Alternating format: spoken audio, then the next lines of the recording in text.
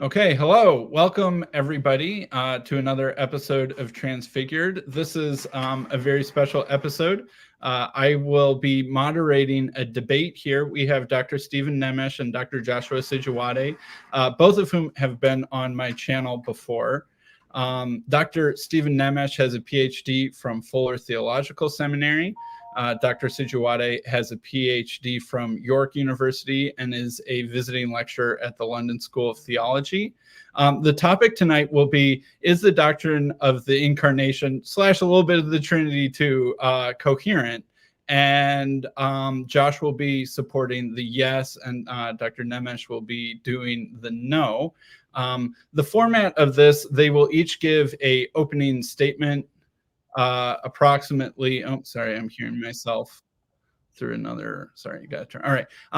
The format of this is that they'll each give an opening statement. Dr. Nemes will go first, Dr. Sijuwade second, and then we'll have hopefully a lightly moderated discussion where they'll be able to talk to each other, interact with each other directly, and maybe if time permits, and it seems like we have a good amount of people in the audience, then we could have a time for Q&A at the end.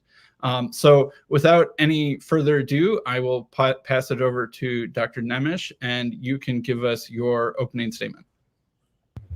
Thank you. And you can just call me Stephen. We're all pals here. We can just refer to each other by our first names, I suppose, unless Dr. Sijuwade insists. But I think it's fine. We can just call each other by our first names. So the Doctrine of the Incarnation, is it incoherent? At some point in my life, I would have said no.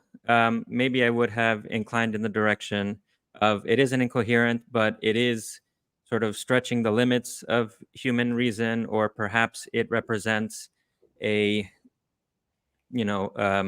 sort of a genuine metaphysical novum introduced into the world of human reason that human reason has to reckon with, sort of post facto, so to speak. But these days, I'm not convinced by that answer anymore. These days, I think that, yes, the doctrine is incoherent, at least in its orthodox formulation. There are ways to escape the incoherence, but I think inevitably you end up falling into unorthodoxy at that point. So why don't I try to make my case briefly? The Orthodox doctrine of the Incarnation says that Jesus Christ is one person in two natures, human and divine. Now, minimally, what this means is that he's a single individual who counts as two kinds of thing. He counts as God and he counts as human. So if you were to say, this guy here, Jesus, what sort of thing is he? Well, you would say he's God and he's human. Not in such a way that he's a blend of the two, not in such a way that he's only partly God or partly human, but he counts as a single individual. He counts as an instance of both kinds of things. He is perfectly divine, perfectly human. Now, what that means is that because he counts as an instance of divinity, that means that he can be described in the terms that are proper to divinity. For example, omnipotence, omniscience, immutability, impassibility, simplicity, immortality, and the rest. So he has all these qualities that are proper to a thing that is divine. But because he's an instance of humanity, because he instantiates humanity, so to speak, he can also be described in the terms that are proper to human beings, terms that apply to human beings simply as such. For example, that he's relatively weak, he's limited in power, he's ignorant, he doesn't know everything, he probably can't know everything, he changes, he's vulnerable, he can be affected, he's not simple, but he's complex, he's made up of different parts, and he's mortal. So if we look at that, it seems like to say that Jesus counts both as divine and as human seems to turn him into a contradictory being. It means that he's both omnipotent and he's weak. He's both omniscient and he's ignorant. He's both immutable and he's changeable. He's both impassible, but he's also vulnerable. He's both simple and he's complex. He's both immortal and he's mortal. So it seems here like we have a contradiction on our hands. Jesus as a person who is both divine and human, as a person of two natures, as a person who counts as two kinds of things, seems to be contradictory, at least because he's these two kinds of things. And there are different ways that Christian philosophers and theologians try to make sense of this doctrine. One way is to think of Jesus' divinity and his humanity as though they were something like parts of him. Okay, so instead of thinking of Jesus just simply as a simple individual who counts as two kinds of things, now we think of him as sort of complex. He has a human part and a divine part. Typically, although they don't quite use this language, typically these theologians who take this track will refer to Christ's two natures as concreta, as concrete items. There's the divine nature, which is a concrete item, a real thing, not an abstract universal, but a particular thing. And then his human nature, which is not also an abstract universal, but a particular thing, namely his body-soul composite. So one way to think about Jesus is to think of his divinity and his humanity as though they were parts of him, something like parts. Jesus is omnipotent in his divine part, but he's weak in his human part. He's omniscient in his divine part, but he's ignorant in his human part, and so on. There are a few problems with this. In the first place, the problem is that if Jesus has parts, so if he does have this distinction of parts within him, then he's not simple. And if he's not simple, then he's not divine, stricto sensu, because divinity means simplicity in the classical definition.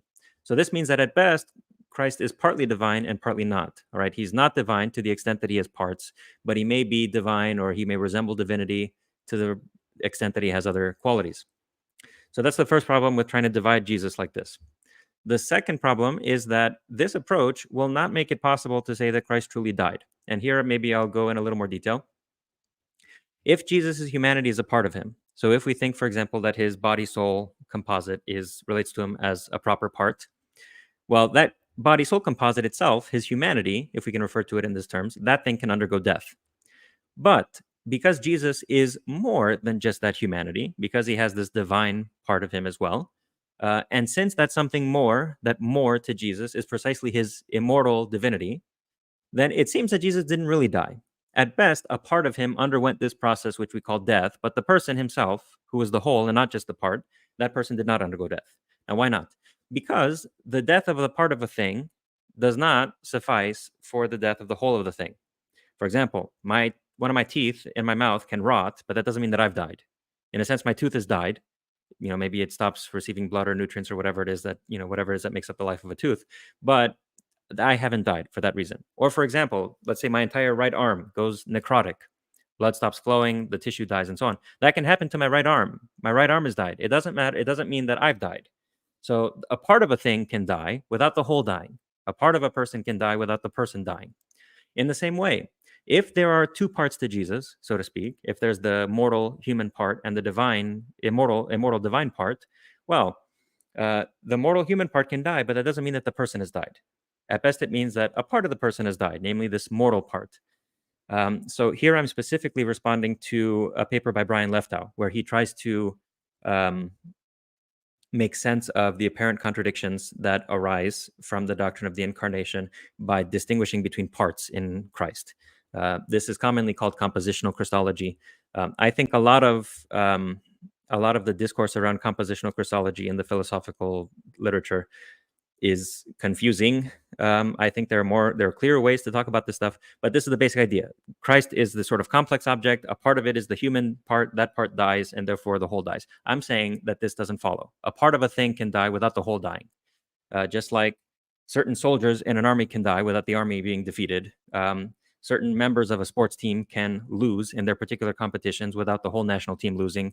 A part of my body can die without me dying. And so in the same way, if the mortal part of Jesus is a part, so to speak, that thing can die, but that doesn't mean that Jesus, the person, has died, right? Because he's more than just that part. He has this immortal part, and that doesn't die. It can't die. You might think that if Christ is split into two parts like this, he's almost like a person who has destructible body parts, but an indestructible brain. A person like that can't die in the strict sense, even though his body parts can fall apart and he can be harmed. But the person, let's presume that the life of the person is situated in the brain. Because his brain is indestructible, that person could never die, strictly speaking. At best, various parts of him could be harmed, various parts of him could die, but the person, cannot die. So this is the problem with trying to divide Christ into parts, a human part and a divine part. The second way to try to make sense of this situation, to avoid the contradiction, is to think of Jesus' humanity not as a part of him, but as something that's distinct from him. It's outside of him, but he makes use of it as like a tool or an instrument. There are also major problems with this too. The biggest problem that I can sense is that because the humanity in this case is not simply identical to Jesus, nor is it a part of his, but it's something that he makes use of like an instrument, then it seems that what's true of that thing is not really true of Jesus. That instrument may die, but he doesn't, right? Just because something that I'm using has undergone death or destruction, it doesn't mean that I have. For example, if I'm typing on my laptop and my laptop is fried and it stops working and it breaks down, that doesn't mean that I've broken down or that I've gotten fried or anything like that. So for whatever reason, there's fireworks going off in the back of my head. I don't know what happened. For example, if I'm nailing things with a hammer, right? I live in a new neighborhood where there's construction going on all the time, and people are using hammers and other sorts of tools to build things. You can use a hammer and it can break in your hand. That doesn't mean that you've broken. It means that the instrument that you're using is broken. So if Christ's humanity relates to him as an instrument or a tool, various things can be true of it, but they are not true of him. So that tool can be ignorant, but he is not. That tool may be weak, but he is not. That tool may die, but he does not. So if you try to put the humanity somehow outside of the person and say that it's an instrument that he uses or a tool, and I think you find this sort of language in Athanasius, for example. He talks about the body being used by Christ as an instrument and so on. It doesn't work, because the things that are true of that body are not, strictly speaking, true of the person who uses it. But now let's think about this. Okay, so the humanity of Christ is not something outside of him, like an instrument or a tool, but neither is it something internal to him, yet distinct from him, like a proper part. So then what remains? What other logical possibility is there? If it's not something outside of him, and if it's not something internal but distinct from him, then it must be something that is internal and identical to him. Okay, so Jesus must simply be his humanity. It can't be that it's a part of him. It can't be that it's an instrument. He must simply be that humanity. But now notice what happens. If Jesus simply is his humanity, and if you also say that he simply is his divinity, then you have the divinity and the humanity being the same thing. And so now he no longer has two natures, he has one nature. Alternatively, if he is his humanity, but humanity cannot be identical to divinity, then he only has one nature again. He's only human. He's not divine. So to my mind, the reason why the doctrine of the Incarnation is incoherent is because you cannot have a single being with these two natures together. All right. And the different ways of trying to avoid this problem just lead to trouble. If you say, for example, that Christ's humanity refers to a part of him that's less than the whole of him, then it's something that's internal to him. It's distinct from him nonetheless. Then that humanity may have died, but he didn't die. All right. Just like I don't die just because my arm goes necrotic. If you say that Jesus' humanity is something that's outside of him, that he uses as a tool or an instrument, then again, that humanity may be weak, it may be ignorant, it may die, but that doesn't mean that any of that's happened to him, right? Just like I don't die because the tool that I'm using breaks down. But if you say that the humanity is internal to Christ and not a proper part of his, but simply the whole of him, then you're stuck with in either case, you're stuck with the problem that he only has one nature.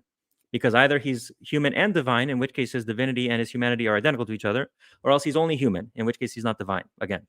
So this is why I think the doctrine of the Incarnation in its orthodox form is incoherent, because there is no way to spell out the details about how Christ's two natures relate to him as a person, which doesn't lead you in trouble.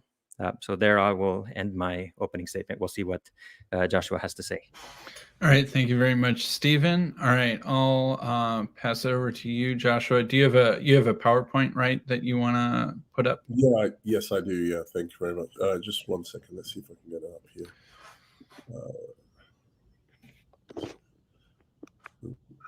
No, I'm doing now.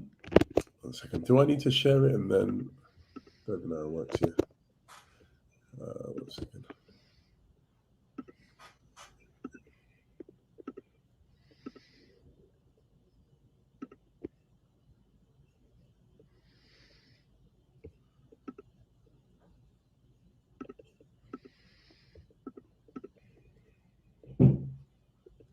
Sorry, guys. I think I might need to leave and then come back. It's saying I need to accept the permissions. Can you just give me 1 second? I'll be back. Sure. Thank you, guys. Thank you. All right. Thanks for sharing that, Stephen. I'm doing my best to be an impartial moderator here, but I think the audience knows where my inclinations lie. I'll just say that while Josh is out of the room. But I thought that was well said, and I enjoyed the fireworks that you had in your background. I don't know if that was sort of like God picking sides and giving his endorsement of your argument, or if that was an interesting software glitch if you say something too many times. Yeah, I don't know what provokes it. I use StreamYard for my own videos sometimes, and if you do like a thumbs up, and if it catches you doing a thumbs up, then it'll give a little thumbs up on the screen too. So there's all these little things. I don't know what triggers them, but they happen. Can you see the presentation now, guys? Yes. So perfect. Okay. Yeah. First, I'd like to say thank you very much, Stephen, for that great discussion, the great sort of introduction that you've given. There's very well thought out points about why the doctrine of the incarnation is potentially incoherent. Hopefully, I can give a bit of pushback from my own sort of thinking on the matter. So, even though Stephen just focused on the incarnation itself, I'm going to take this opportunity to come to the defense of Christianity totem as such, because I'm going to focus not just on showing why the incarnation is coherent, but also a very important and related doctrine, which is that of the doctrine of the Trinity. I will actually start off with the doctrine of Trinity, and then we'll flow into the modeling that I have for the incarnation. So do hold on. It is going to be going into the weeds with philosophy, but I think we're all philosophy nerds here, so hopefully it won't be too boring for some people. Okay, so what I've titled, what I'm looking at today, is that of my models that I've put forward for the doctrine of the Trinity and the Incarnation, Monarchical spectralism and the transformational compositional model. Now, before we go into sort of the modeling of the Trinity and the Incarnation, it'll be good to sort of just, as sort of Stephen was doing, just express what the doctrines actually say. So the foundation of the Trinity, firstly, can be found throughout sort of conciliar history, but the most, I would say, explicit statement of it is in the Niceno-Constantinopolitan Creed of 381, where you have three really important statements about the three persons of the Trinity. It says, I believe in one God, the Father Almighty, maker of heaven and earth, of all things visible and invisible. So the first statement about the Father. It then goes on to speak about the Son, where it says, I believe in one Lord Jesus Christ, the only begotten Son of God, born of the Father before all ages, God from God, light from light, true God from true God, begotten, not made, consubstantial with the Father, through him all things were made. And so this is speaking about the Son and the nature that he has in sharing the nature of the Father, and so being consubstantial or homoousios with the Father. And then we have the third person in the Trinity being spoken about, where it says, I believe in the Holy Spirit, the Lord and giver of life, who proceeds from the Father and the Son, who with the Father and the Son is adored and glorified. Now, obviously, the filioque statement where it says proceeds from the Father and the Son is a little bit controversial, as most people will know, but just going with that statement, it's saying that the Father and the Son generates in some form the Spirit, but however, he is to be adored and glorified with the Father and the Son. And then the second thing that we need to look at, or the second important document, which sort of speaks more focused on the incarnation, is that of the Chalcedonian definition, which was provided at the Council of Chalcedon in 451. And so I'll just read what it says here. So it says, we confess that one and the same Christ, Lord, and only begotten Son, is acknowledged in two natures, without confusion, without change, without division, without separation.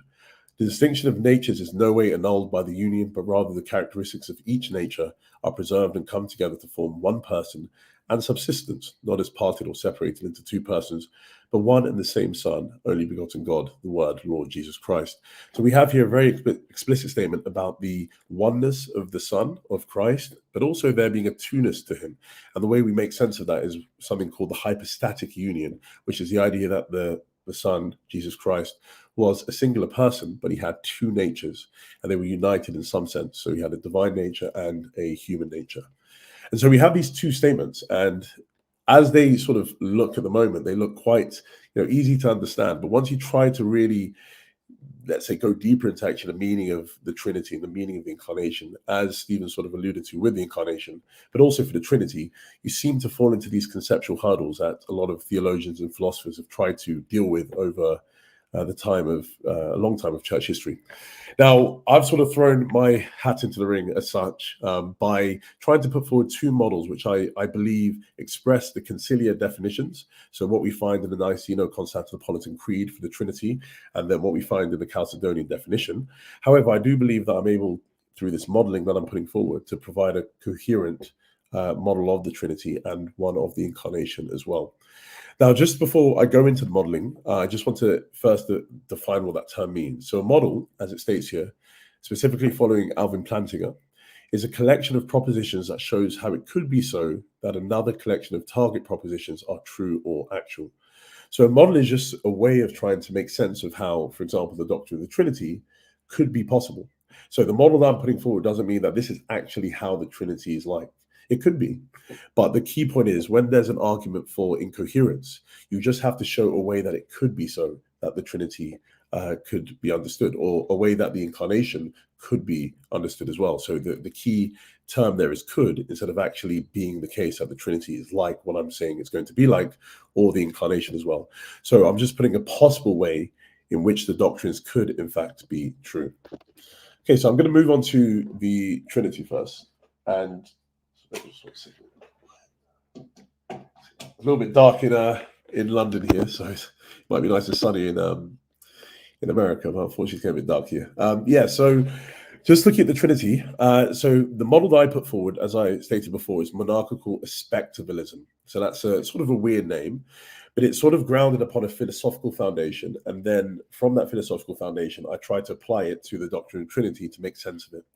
And so the philosophical foundation, which I'm not going to spend a lot of time just unpacking because it can take quite a lot to understand it fully. But the first thing that we understand is a concept called a module trope. So a module trope is a particularized nature that is a maximally thin object possessing the character that it grounds. So a lot of philosophers in contemporary metaphysics, they affirm something called trope theory, which is just the idea that the universe, reality is made up of these things called tropes. And one way of conceptualizing tropes is as particularized natures. And so a module trope is a specific type of trope, which is an object. So we have, and I'm just going to skip ahead here for a second. We have two types of tropes that a lot of philosophers affirm to exist. You have module tropes and you have modified tropes.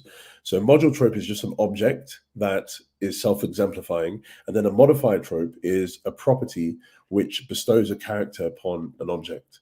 So, for example, if you have a spherical module trope, it itself is spherical and makes an object spherical. And then if you have a spherical modified trope, it makes an object spherical, but it's not spherical itself. Now, again, just hopefully not to spend time on this, but just understand that there is a distinction between module and modified tropes in the literature. And then just going up a bit, we have another concept which I want to speak about, which is an aspect. So an aspect is a qualitatively differing but numerically identical particular way that a complete individual is. So just an understanding what that is.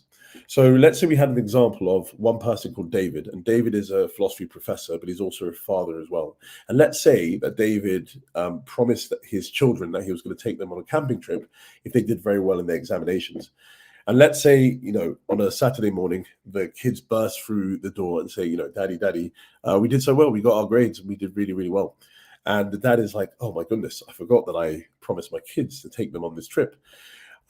Because why he's not so happy to go on the trip is because he also has a keynote speech that he needs to write that he's going to deliver at a very big conference. And so he's torn between these two things. As a philosopher, as a philosophy professor, he doesn't want to go on this camping trip. But as a father, he does want to go. So it seems like we have a contradiction here if we just have David being this person who wants to go on the trip but doesn't want to go on the trip. So a person called Donald Baxter introduced this idea of aspects, which is a way of just making sense of these sort of qualitatively self-differing scenarios. And so if you have David insofar as he's a philosopher, which is one aspect, and you have David insofar as he's a father, which is another aspect. And so we can say David insofar as he's a philosophy professor doesn't want to go on the camping trip, but David, insofar as he's a father, does want to. And so that's a way of dealing with the contradiction. The key idea here is that we have these qualitatively differing ways that David is, yet these qualitatively differing ways that David is numerically identical to David. They just are David's, and they are identical to each other. So the key thing here for aspects is that they're qualitatively differing ways in which a particular object is. So we have module tropes and we have aspects. Now, the last sort of foundation is, or actually there's a little bit more. We got two more things. We got multiple location. So multiple location is just the idea where something is multiply located if it has an exact location in two or more distinct regions. So in the way to understand this, you sort of got to unpack this within a chorological system. That just means a system about location. And so in my writing, specifically the article that I introduced this model, I focus on Anthony Eagle's framework for location, which has four main ideas. occupation, containment, filling, and exact location. So occupation is just when an entity occupies a region if it's found there. So for example, my hand occupies a region where my hand is located, just because it can be found in that specific region. Containment is where an entity is contained in a region if every part occupies a sub-region. So again, my hand occupies this region of space because every part of my hand occupies a sub-region of this specific region. And then filling, an entity fills a region if every sub-region overlaps it. And then exact location is when entity is exactly located if it both fills and is contained in that region. So my hand is exactly located here because it both fills the region and it's contained in the specific region. And so something is multiply located if it just has two exact locations or two or more exact locations. So two or more exact locations where it both fills and is contained in that specific location or region. And so examples of this would be things like immanent universals, because they're contained in those specific boundaries of an object. They fill that specific location. And so the key thing is then that they are exactly located there. But the thing about universals, immanent universals, is that they're located in more than one distinct region. Last thing now, last bit of foundation. So then we have fundamentality. And so an entity is fundamental if it's independent or complete. And so the way I make sense of this is by a philosopher called Karen Bennett's Building Fundamentality Framework. And so for her and a lot of metaphysicians, they sort of understand fundamentality to be collapsed into these two ideas. Something is fundamental if it's independent, that means it's unbuilt or ungrounded, and it is complete, that means it's the builder or ground of everything else. And so the key thing with independence is that nothing builds that thing. It's an independent entity because it's not built or grounded upon any other entity. And then completeness is the idea, as I was just saying, that this entity is not just independent in that it's not built by anything else, but it also plays a role in grounding or building everything else within reality. And so it's an unexplained explainer, or in the more contemporary way of speaking through grounding, it's an ungrounded ground of everything else. So now applying this to the Trinity. So I take God to be a module trope. Specifically, I use the term divinity because I like to use the word God in a specific way. So what I'll normally say is that there is this one trope of divinity, and this one trope of divinity is a particularized nature of a modular kind. And so we have this one trope of divinity, so we can call it the divinity trope. But this divinity trope is multiply located across three distinct regions. And so in one region, it's the Father, one region, it's the Son, and one region, it's the Spirit. And so we don't really need to go through what the characteristic of it being a module trope is, but the key idea is that it's an object. So even though it's a trope, it is an object because it's a module trope. And it has all of the great making attributes that we normally predicate of God. But the key thing is that with the Trinity is about this idea of multiple location. And so we have three regions. Let's say we take three regions. So we have region R1, R2, and then R3. And so we have in region R1, we have divinity, and then we have divinity being exactly located in another region, R2, and then is also exactly located in another region, R3. So it's exactly located at each region by containing and filling each of those regions as it was defined before. Now, the key thing, though, is we don't just leave it as there are three sort of multiply located entities, or there's one entity that's multiply located. We don't just leave it like that. What we now introduce is this idea of aspects. And so divinity in each of its regions is numerically identical but qualitatively different, because divinity in R1, R2, and R3 are just divinity. So whatever object is there, they're numerically identical across each of the regions. However, in each of those regions, they have something called location-specific aspects. So within region R1, divinity has an aspect. Within region R2, divinity has another aspect. And within region R3, divinity has another aspect. So we can say divinity in R1 is divinity insofar as it's in R1. And then we have divinity insofar as it's in R2, and then divinity insofar as it's in R3. Now, another thing that I introduced in my work is the idea of first-person perspectives, which I took from Lynn Rudder-Baker, and O-rolls, which came from Francis Aurelia. And so the key idea here is that each aspect has a distinct first-person perspective. So you have divinity insofar as it's in R1, bearing a first-person perspective. Divinity insofar as it's in R2, having a first-person perspective, and then divinity, insofar as it's in R3, having a first-person perspective as well.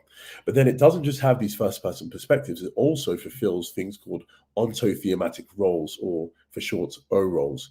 And an O role is just a role that is featured in a specific relation. And we have different roles that we fulfill in our relations. And some of them, or three of them, which Aurelia put forward, was the idea of an agent, a patient, and an instrument. And I believe that these fit very well with what I'm trying to do in the Trinity. So we have divinity insofar as it's in R1, having a first-person perspective and fulfilling the O role of an agent. Divinity in so far as it's in R2, also having a first-person perspective and fulfilling the role of an instrument. And then divinity insofar as it's in R3, having the role of a patient and having a first-person perspective. But actually in R2, it doesn't just have, it depends how you take the filioque. If you take the filioque to be the way that's affirmed by Catholics and others, then you'll say the O role that's fulfilled by divinity in R2 is patient and instrument. Now, the key thing about this is that we have then personhood in each of the locations because they have first-person perspectives, which according to Baker is the key idea that is needed for personhood. And then we also have relational distinction because they're relationally distinct by the roles that they fulfill. In R1, divinity is the agent. In R2, it's the patient and instrument. In R3, it's just the patient.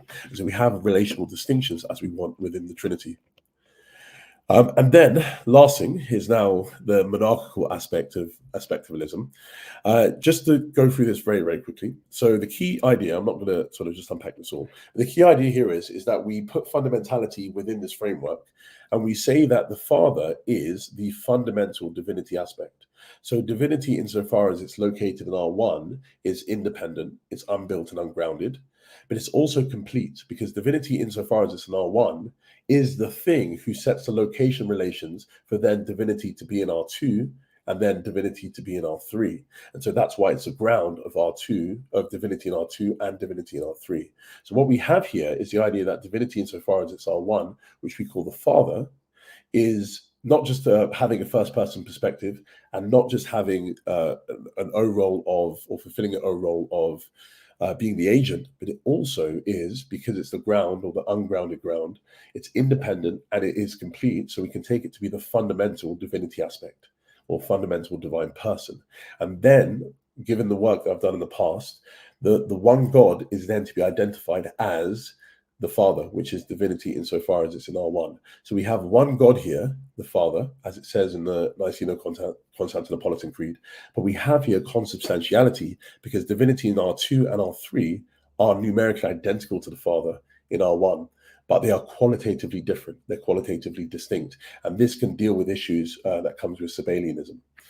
Okay, hopefully I haven't sent you all to sleep, but we have just a definition here. It's a very long definition, but this is what's found in my work of what I take monarchical spectralism to be as sort of unpacked as such. So number one, there are three relationally distinct persons, three bearers of a first person perspective that fulfill an ontothematic role at their respective regions within the Trinity, the Father, the Son, and the Spirit, each of whom is a location-specific aspect, i.e. divinity insofar as R1, in R2, and R3, of the one multiply located powerful trope divinity. The one divine substance, divinity, is numerically identical to each of the three relationally distinct persons. Number two, this powerful trope possesses one divine nature in a threefold manner, by instantiating a single substantial kind, by exemplifying a single non-substantial attribute, and being characterized by a single mode. Now, I didn't speak about these aspects for number two, but the key thing about number two, if you look through my work, is that we have not just divinity being one substance, but we also have it being exemplifying one nature. So we have oneness in all of those important senses that the Niceno-Constantinopolitan Creed puts forward. And then the key one, though, is number three. Yet the one God is the fundamental, i.e. independent and complete divine person aspect, and thus is identified as one of the persons in the Trinity, the Father, divinity insofar as it's in R1, who's a sole ground, builder of the Son and the Spirit. And so this is sort of the image that I see of the Trinity, where you have divinity being multiply located in R1, R2, and R3. It then bears aspects in each of those regions. And then if you can see sort of there, it has personhood, and it fulfills a specific role of agent or instrument and patient or patient. But the key thing is, Divinity is numerically identical in each of these regions. So you only have one substance, one entity put forward. So you have monotheism in the strongest sense of the word. There's only really one thing there. But qualitatively, when we speak loosely, there are more than one thing, because we have a qualitative difference in each of these in each of these regions, because of the relational distinctions and because of the personhoods that they have and because of the aspects that they bear. So we have oneness, we have threeness, but we have the strongest form of monotheism that you can put forward. And then to cap that off, you have monarchical Trinitarianism, because the Father is taken to be the one God as such, because he is the fundamental divinity aspect. Okay, now let's move on to the second part of this, which is the model of the Incarnation. So when I put forward my model for the Incarnation, I ground it upon two philosophical foundations.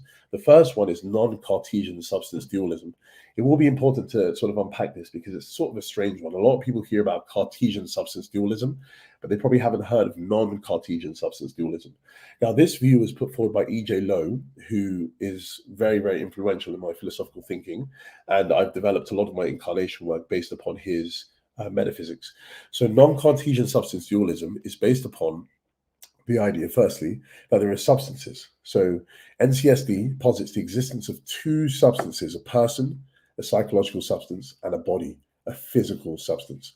Persons have mental attributes and are distinct from their physical bodies. So what we have here is substance dualism, because there's a positing of two substances, a person and a body.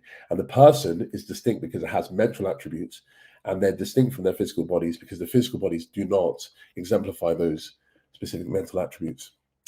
With personhood, a person is defined as a simple psychological substance with a robust first-person perspective. Persons experience cognitive, emotional states, while bodies possess physical attributes.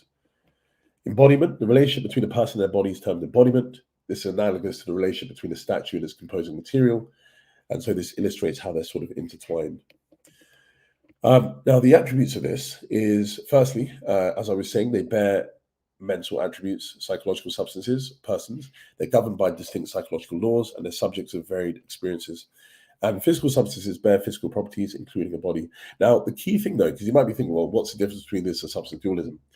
The key thing that Lowe sort of puts forward here is that substances or psychological substances, persons, are distinct not just by having mental attributes, but persons can also bear physical attributes.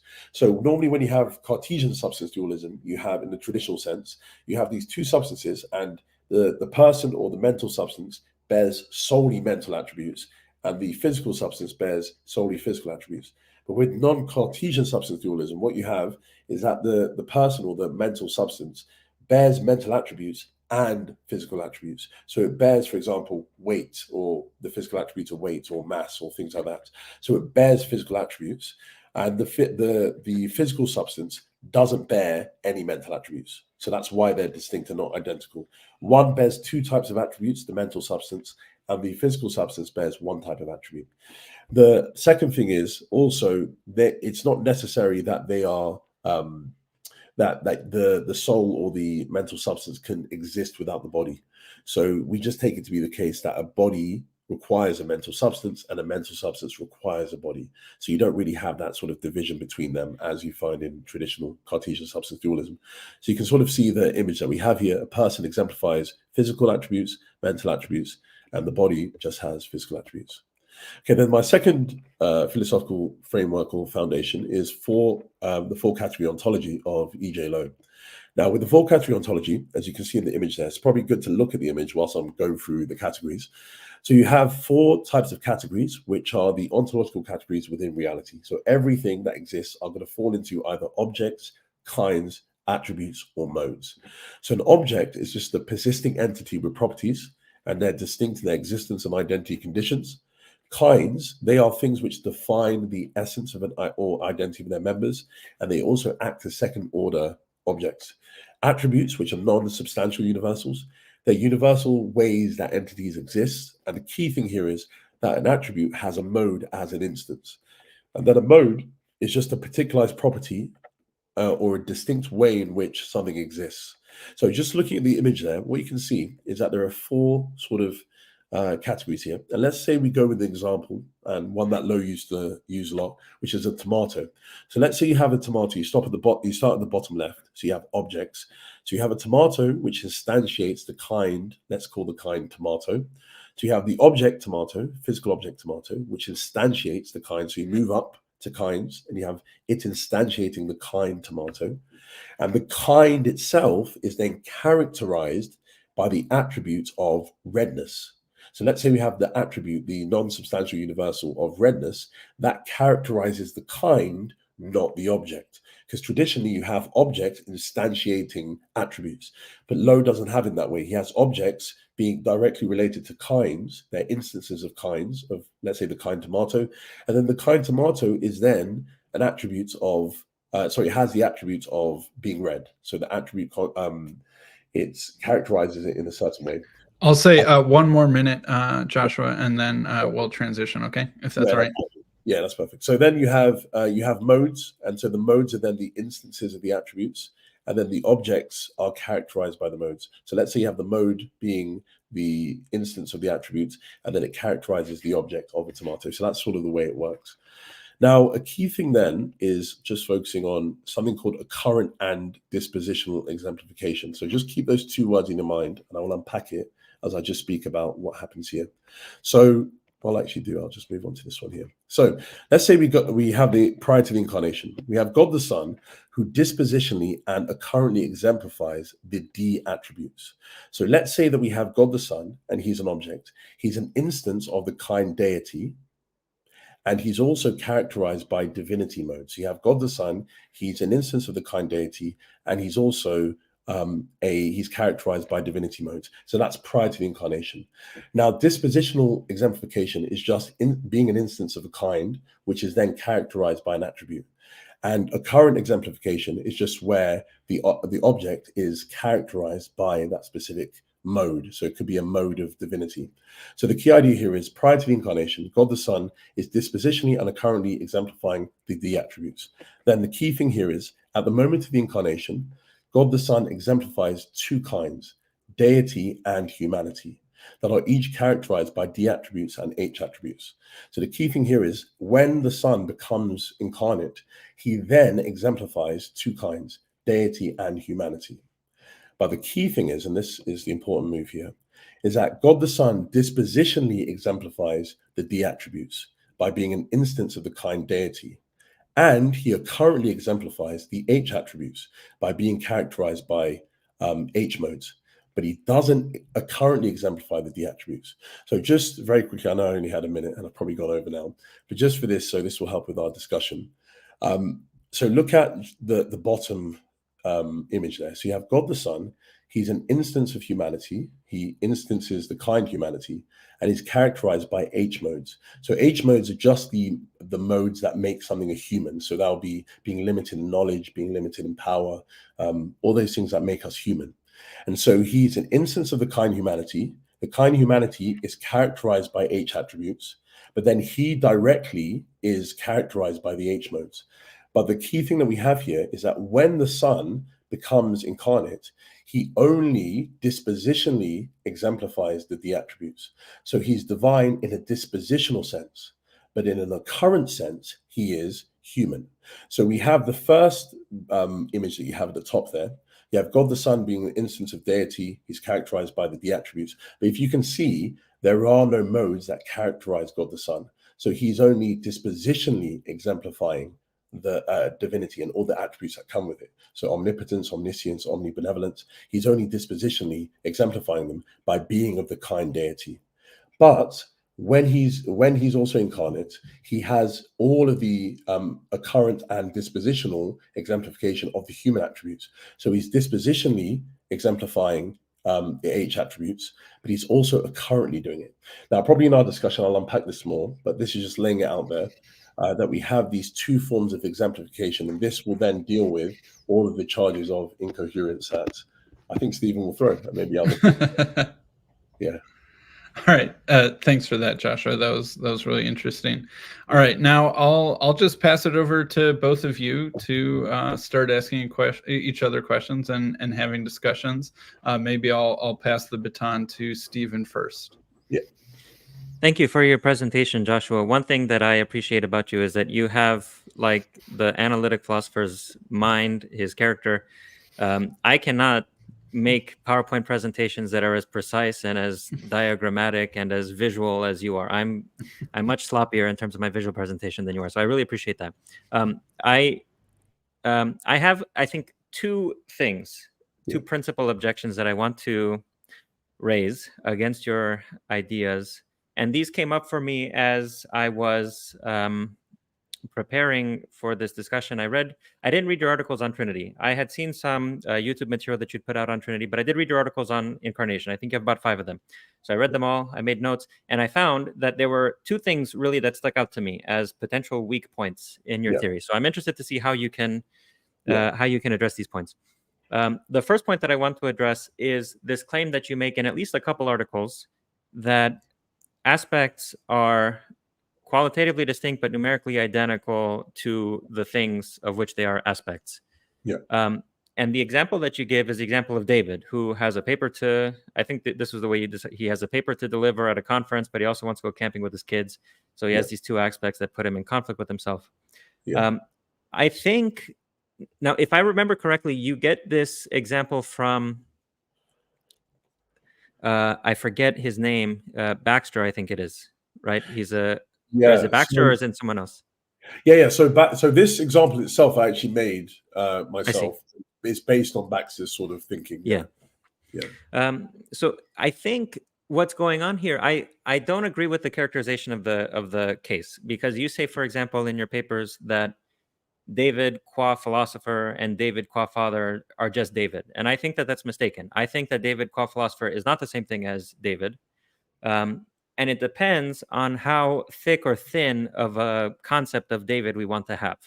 So I think that we have 2 different ways of referring to people. Sometimes we can refer to people in very thin ways, and sometimes in very thick ways. And it's thin because we do not include a lot of different qualities, or it's thick because we do include a lot of different qualities.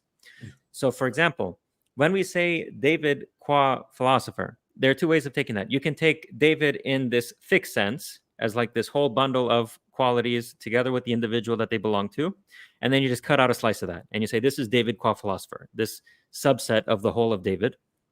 Another way of thinking about this is to say that David is this thin thing, just like an individual that has the power to have different qualities. And then you add qualities to it. So David qua philosopher can be either a subset of the whole thing that is David, or it can be David plus other things. But in either case, you do not have numerical identity between David and his aspect and David, because if you think that David qua philosopher is a subset of the whole of David, then a subset is not identical to the whole set. Or if you think that David qua philosopher is David plus some other stuff, that's also not identical, because a whole is not identical to one of its proper parts. So this is one of the things that always didn't convince me about your arguments, is that I think that no matter how we use the word David, whether to refer to a thick or a thin individual, it does not follow that David qua philosopher or David qua anything just is David. Okay. So my question is back to you, just to not really answer something, but to give you a question would be then, what would you then take David as a philosopher or David as a father to be then? Ontologically, what would it be for you? I think people tend to talk about these things differently. So ordinary people, I'll give you an example. Here's a thought experiment. Do you think that everything about you could be different? For example, you might have a different body, you might have a different personality, you might have different beliefs, you might have different dispositions, a different physical history, etc. Do you think that everything about you could be different while you remain the same individual? If you answer yes to that question, then you have a thin concept of the individual. And if you answer no, then presumably you have something like a thick. Now, for me, my personal metaphysical beliefs are the thin concept. I think David qua philosopher is David plus something. But I'm non-committal about this other view. I don't personally think that I am an individual plus all these other properties of mine. I think I could have had a different body, I could have had a different history, I could have had different beliefs, and I would still be me. It's just I would be different. So that's how I tend to think about these things. Yeah, because I would, obviously I'll push back and say I do believe there's numerical identity, because we treat me in my role as a philosopher as just me. So, for example, if I committed a murder as whilst I was in my philosopher gown and do my philosophy teaching, and I just got out a gun and shot someone. But then, I took off my philosopher gown and put the gun away, and I went into my PJs and my father, clothing, and I was watching a movie with my kids. The police then show up to my house and they say, we're here to arrest you. I say, sorry, no, that's not me. I'm Josh as a father. Here, I'm not Josh as a philosopher. That's me plus something else. It's not really me. You can't arrest me. No, we don't really treat it like that. We see the roles that we fulfill as things which are numerically identical to us, because that's the way that we operate. We don't normally see it as, oh, it's me in addition to something else. I'm a father, yes, I fulfill that role, but it's me fulfilling that father. So there's sort of what Baxter says is that there's a strict way of speaking and there's a loose way of speaking. So the loose way of speaking, we make these distinctions. We say, as a philosopher, I don't want to go on this trip with my kids, because I've got work to do.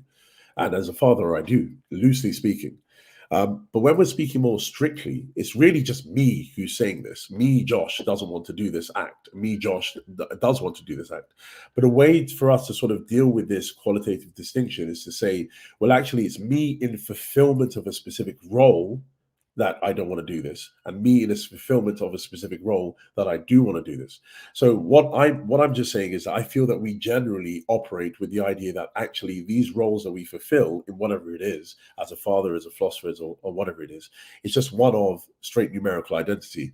And I think this is also something that is being affirmed within Trinitarian history, because when you have things like modalism, what was the charge? The charge was here is, you don't really have three distinct persons here. You have just one person, because even if the father at one point God is at one point is the father, then at another point sequentially he's then the son. He takes off his hat or mask, and then puts on the son mask, and then he puts on the Holy Spirit mask. You have a problem here because it's just collapsing into one person, and so that was always the charge here. So what I'm trying to say is we do seem to have this numerical identity in the fulfillment of our roles. But the key thing that Baxter is trying to say is that aspects allow us to make these qualitative distinctions. So there is some form of distinctiveness between these things because of the aspects that we bear. But when we're really speaking strictly, we're just going to say that these things are numerically identical. That's sort of the way I'll see it. I think the problem is that when you are, for example, approached by the police and charged with a crime, they are not charging, Joshua plus X. They're charging Joshua because Joshua is the constant that was there at the commission of the crime and later. So even if at the commission of the crime, you were Joshua plus various other things, for example, a rage that somebody said something insulting to you, or, desire to exact revenge, whatever it might have been. Later on, you don't have those anymore. You're Joshua. Really, what they're looking for is Joshua, because Joshua is the common actor. So I don't agree that Joshua qua philosopher, Joshua qua father, Joshua qua whatever is the same thing as Joshua. And when we treat, persons the same way, even though they're acting in different capacities at different times, is because we're aiming at the person and not at the person plus whatever else was going on. You see what I'm saying? So in that case, I don't see that the example proves your point, but maybe I'm wrong. Yes, I'll give you another example. So let's say we look at cases of dissociative identity disorder. So those ones are really difficult because what you're trying to pin let's say you have someone who's murdered someone and they have this illness and they murdered someone as Jacob. At that moment when the police come, they're Rebecca, okay, which is a wild one. But you have those cases, and a lot of lawyers will be trying to prove that it wasn't actually Rebecca that did it, it was Jacob that did it. And so even though we have a continuing actor, which is the body of whoever it is that's bearing these personalities, what they're trying to say is that there is actually a greater amount of distinction between them that we need to make. Even though you have a continuing substance, the person who murdered the body is the bearer of the body, the substance that murdered the individual is the bearer of the personhood of Rebecca and the bearer of the personhood of Jacob. But because we can make those distinctions, those qualitative distinctions, because of the real personhood within them, some people have actually been able to say that actually it wasn't him acting as this person who then committed the murder. Now, I'm not saying I can get into the law on this matter and say which one is correct, but it's just a key example that I'm trying to give you is that I don't believe it's just a continuation of substance. But the key idea when they're trying to put a sort of a charge on me, yes, they will take onto account it was the continuing substance. It was me with the body that, you know, killed the person. But why they won't take into account aspects is because aspects are only able to be made distinctive when we are qualitatively speaking, or when we are speaking loosely. But when we're speaking more strictly, factually, there's really only one thing that these aspects collapse into. When it comes to the dissociative identity disorder, you don't have that collapsing. There really isn't just one person in that person's body. There are two persons, or 3 or 5 or 100 persons in that body, and that's why it becomes very difficult. But when it comes to aspects, there are, because we will just assume, if I said, yeah, I'm David as a philosopher that did this, and I'm mentally shown not to have dissociative identity disorder, then they'll say, it doesn't matter if you're a philosopher, you're the one who killed him. You know, you're the one who killed him. So what I'm saying to you is there's a collapsing of the philosopher role into just me, Josh Simplicitor, not me, Josh as philosopher, because they're not really strictly things that are parts that we can sort of say Josh as a philosopher performed the action, and that's why he doesn't go to prison. No, Josh goes to prison because even though he bears a role in this way or that way, these roles are collapsible by numerical identity. Yeah. I'll direct the conversation a little bit. Joshua, do you want to interact with the idea of how did Jesus die in your view, and Perfect. how can So could I actually just is it possible to share my screen again, because that actually speaks to that. So in the article, that if anyone's interested in reading, I go through sort of all of the human characteristics. So normally you'll have pushback here saying, well, how could, you know, Jesus be divine and human, but he's ignorant of the last hour, or he had temptations or emotional responses, or he had physical needs, or he died. Now, the key thing is, if you just look at the number 6 there, I'll just read what it says and then I'll unpack it. So by ceasing to be currently divine, but still remaining dispositionally divine, Christ was able to generally die on the cross. So experience the fullness of human death. So the key idea here is, you can stop sharing the screen if you want now. The key idea here is that because I make a distinction between dispositional and a current exemplification of attributes, there is a way now to say that actually Jesus can die as a human being. So just unpacking the model again, just for those who might have just gone across their mind. So you have God the Son, so let's just call him the Son. He's divine, and so let's say we fit him into those 4 ontological categories. He's an object who, prior to the incarnation, he instantiates the kind divinity. So he's an instance of the kind divinity, and that's not really anything controversial. But then the kind divinity is characterized by certain D attributes. I call them divinity attributes. So that could be omnipotence, omniscience, omnibenevolence. So basically anything that's an instance of that kind, because it's an instance of that kind, is going to then be related to these attributes. But the key thing is that the kind itself is the thing which is directly related to the D attributes. Instead of me having my hands up like I'm flying, I'm performing a circus act. Maybe it's good to get can you get the PowerPoint up again so people can just see it whilst I'm saying? Okay, so let's just say we go back to, let's go to actually the one that has the full one. So we go back to, look at the bottom right. So let's say we have God the Son being an object. He instantiates the kind, let's call it deity. And the kind deity is then characterized by certain attributes. So you have omnipotence, omniscience, perfect goodness. That directly characterizes the kind. But then the attributes of those D attributes, they are instantiated by modes.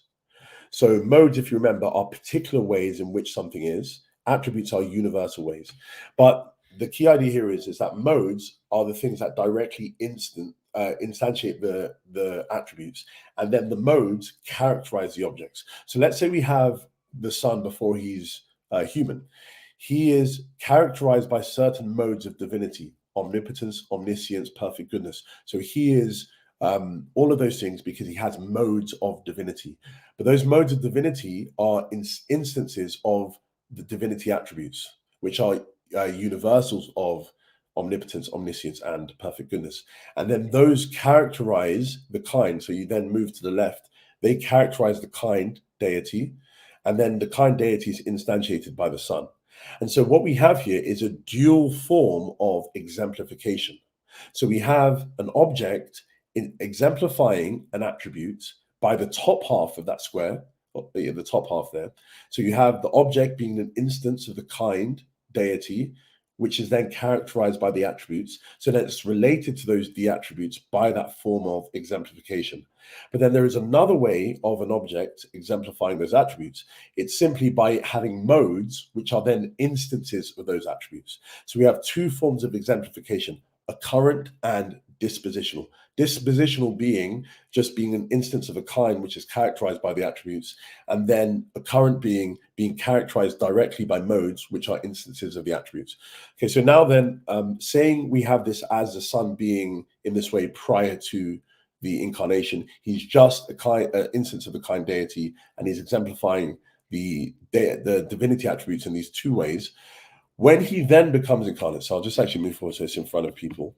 So then when he becomes incarnate, he then comes to exemplify two kinds. So now he has two kinds, deity and humanity. And deity is, as I said before, characterized by the attributes, and humanity is characterized by human attributes, whatever those are taken to be. But the key thing here, and this is the move that deals with, I believe, the incoherence challenge, is that God the Son doesn't exemplify these attributes in the same way. So what we have here is that there is a dual form of exemplification. On the one hand, God the Son, so that's looking at the first image, God the Son dispositionally exemplifies the attributes. So prior to his incarnation, he dispositionally and currently exemplified these attributes. But now he only dispositionally exemplifies the attributes. So he's dispositionally divine, just by him being an instance of the kind deity. But then what happens to him after the incarnation is that he dispositionally exemplifies the H attributes and currently exemplifies them. So what we have here is dispositional exemplification only of the divinity attributes, and dispositional and a current exemplification. So what this means then is that what actually happens is that the Son transforms into a human.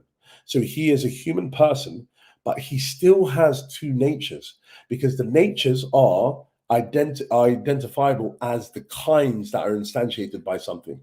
So the Son, even though he's a human person, he then still instantiates the kind deity, so he's still divine, and he still exemplifies the attributes, so he's still divine, but he does it dispositionally. But as a human being, he dispositionally exemplifies the human attributes, so by being an instance of the kind humanity, but then he also currently exemplifies the H attributes. So he has humanity modes. So he doesn't have any divinity modes. So the Son isn't currently omnipotent, or currently omniscient, or currently eternal.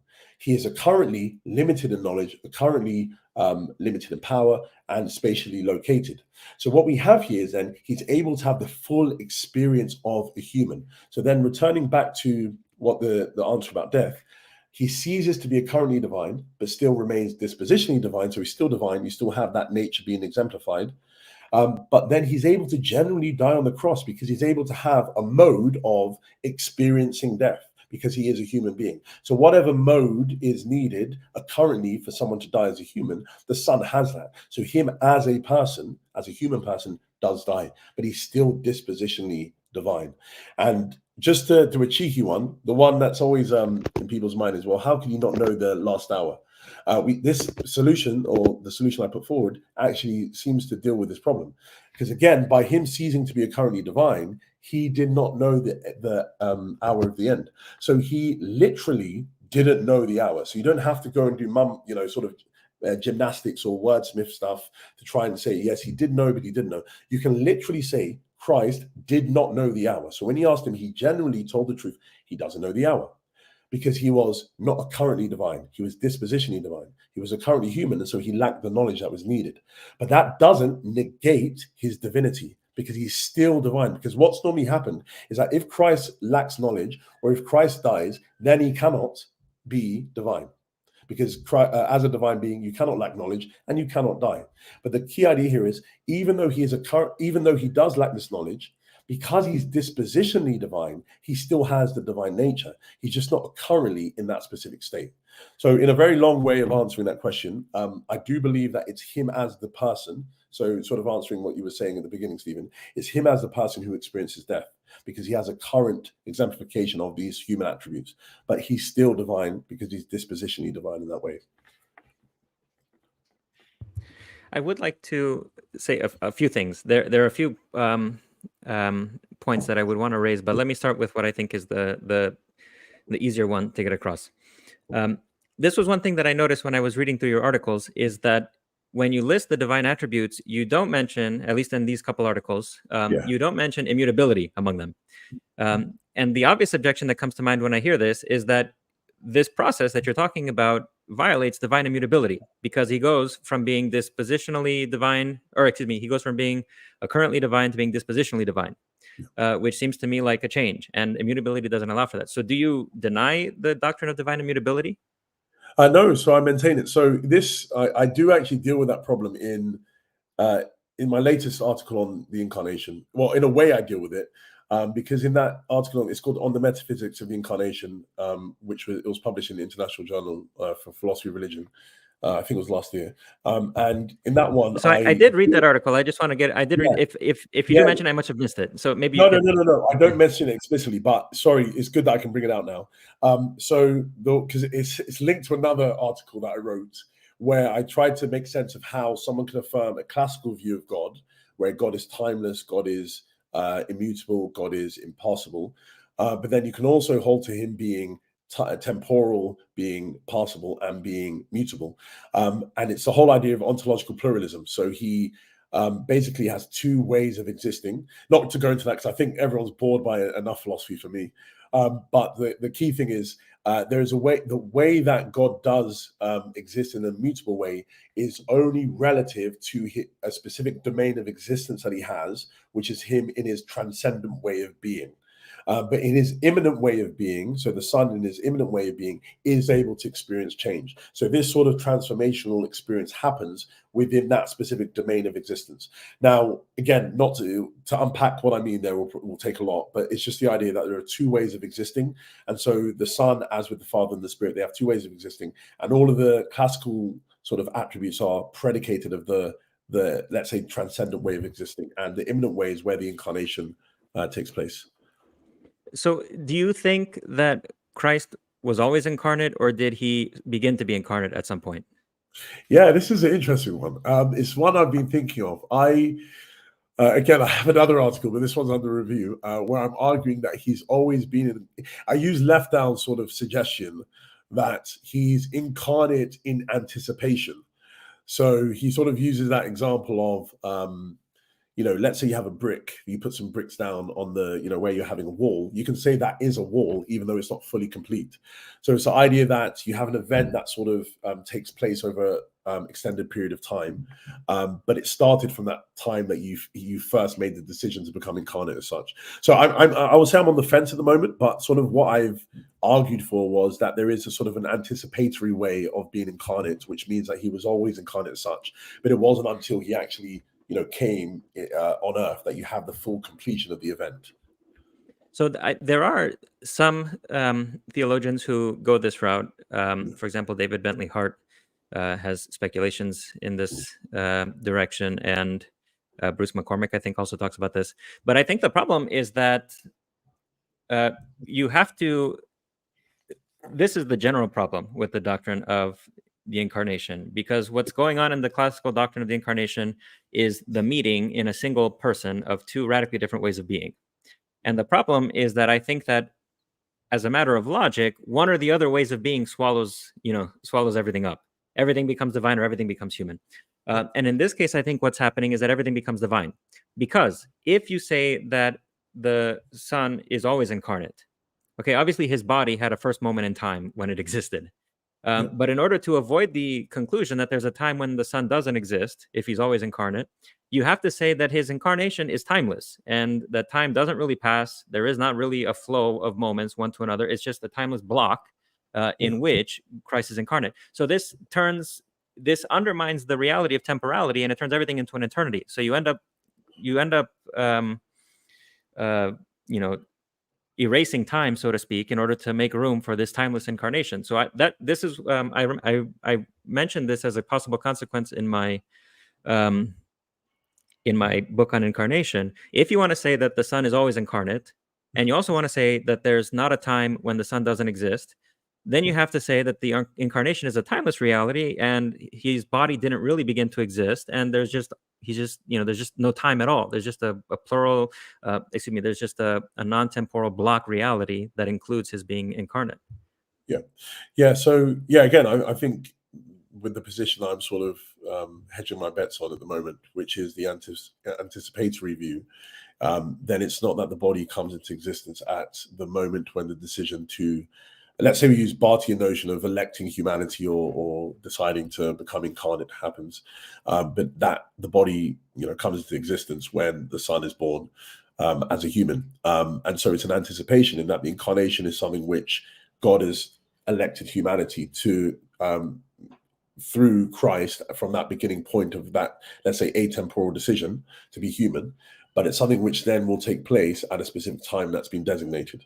But just to sort of push back on some things that you've said in light of my model. So with, let's say, the model of the incarnation, so just putting aspects to the side for the moment because that was more to do with the Trinity. But with what you were saying about the incarnation, the key point to prove incoherence is that you have to say that you have, let's say, for example, P and not P being true of something at the same time and in the same way. So let's say we take Christ is omnipotent and Christ is lacking in power. Then that will obviously be contradictory. But in my model, it doesn't seem to be the case, because what I'm saying is that in a dispositional sense, because Christ, remember, he dispositionally exemplifies omnipotence. But that means that all that means is that he is an instance of the kind deity, and the kind is a thing which is directly related to the attribute of omnipotence. So he doesn't have direct sort of relation to that attribute. So you wouldn't point to point to Christ and say, that being is omnipotent right now. You wouldn't say that. But dispositionally he is, because he's an instance of the kind deity. But what you'll point to him and say is that, no, he lacks power now. He's a being that lacks power. And so what we have is one thing is true of him in the present sense of him being incarnate, which is him lacking power. So then you only have P, you only have not P, you don't have P.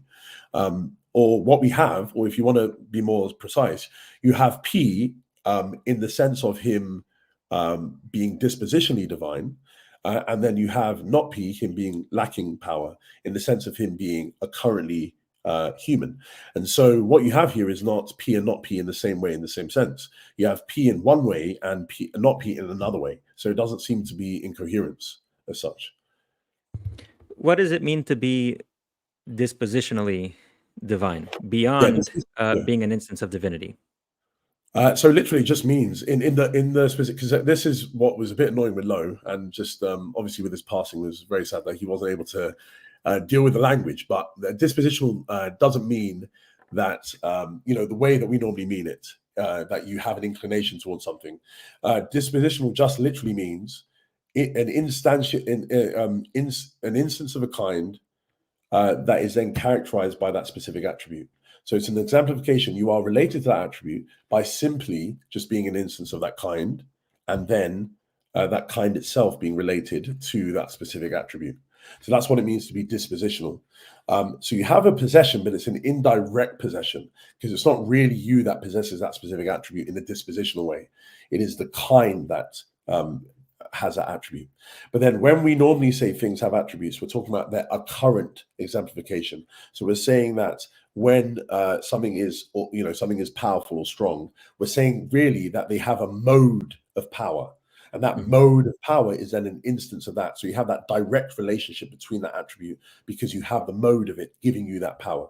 So what I'm saying here is, because the Son is as a human, he's dispositionally divine, so he's dispositionally omnipotent, omniscient, and omnibenevolent, and so forth. But he's a currently, so by having modes, he's a currently human. So what he actually has is lacking power, lacking knowledge, and all those things. So The way I see it is this is another form of a kenotic view of the incarnation, but without all of the really difficult ways of understanding it. It's like, yes, the Son divests himself of attributes, but he divests it. What he means by that, he lacks a specific relation to the attributes. So it's not like he just gets rid of the attribute, he just doesn't have that dispositional, and then he replaces it with now a new relation of a current exemplification of another set of attributes. But then again, to prove incoherence, you have to say, well, I'm really saying P and not P in the same way, in the same sense. But I'm trying to say to you, that doesn't seem to be the case. Okay, here's a question. Yeah.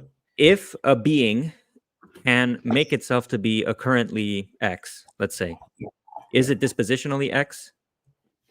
Normally, yes. Well, okay. Yeah, I would say normally, yes. So what I'm trying to give you here is something which is because Lowe himself will normally say when you have a current, you have dispositional. You normally have that.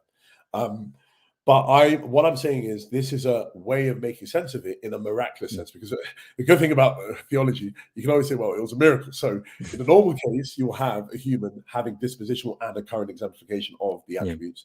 But in the case of the Son, to make it possible, God had to perform this miracle of only there being dispositional exemplification, but then there not being a current exemplification of the divinity attributes. So if Christ, let's say the Son, can make himself a currently human at will, wouldn't he already be dispositionally human then? Well, yes. So that's what I'm saying. So with the image that we had before, he's dispositionally and a currently human from the point of his incarnation. So he instances two kinds. So he has the divinity, the deity kind, and the human kind. But with the deity kind, he just has then the dispositional exemplification of it. But with the human kind, which he now exemplifies as well, so he has two kinds that he now falls into, he then also has the normal occurrent exemplification. So the normal way that we see humans, he has all of that, the occurrent and dispositional exemplification of humanity. Yeah. But wouldn't he? Well, but my question is, wouldn't he be a dispositionally human already before becoming a currently human, because he can make himself a currently human? No. So from the moment of the incarnation, remember what I was saying to you, prior to the incarnation, you have dispositional and a current exemplification just of the divinity attributes. So there's no there's no exemplification of the human one. Then at the point of the incarnation, there are then two kinds that the Son then becomes related to, and then has the occurrent exemplification of the human attributes at that time, and then ceases to have the occurrent exemplification of the divinity attributes. So it just happens at the specific moment that he takes on these additional things. So you have here again the assumption language, and you have this assumption language happening, and that's the key thing here. He assumes that a human nature, and that means instancing the kind human, and then also having human attributes, human modes, which are then characterizing him. But if he only becomes human when he becomes a currently human, why doesn't he cease to be God when he stops being a currently divine? Why doesn't he cease to be God? Because the key thing that makes him God or divine is by being an instance of the kind. Because what the key thing is, if you remember what I had in the PowerPoint, it's the kind that gives you your essence and your identity. So it's not your exemplification of the modes. So by him lacking modes, it doesn't change his identity or his essence. What retains his identity and essence is him being the instance of the divinity kind. So if he was, for example, to cease to be of the divinity kind, then he would cease to be God. He would just be a human being because he exemplifies currently and dispositionally humanity.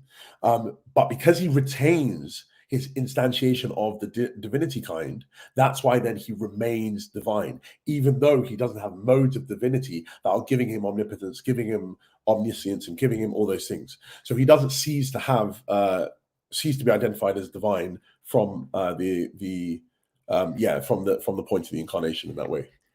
After he becomes incarnate, can he will himself to become a currently omnipotent or omniscient again? I would say no. I would say at that point, because he has the current exemplification of human attributes, he'll be limited to whatever God so who identifies as the Father, wills for it to be the case. So I then in the article, I do say that after the incarnation, because the incarnation was for him to identify as a human being, live as a human being, identify with our suffering, and then present a reparational sacrifice as a human.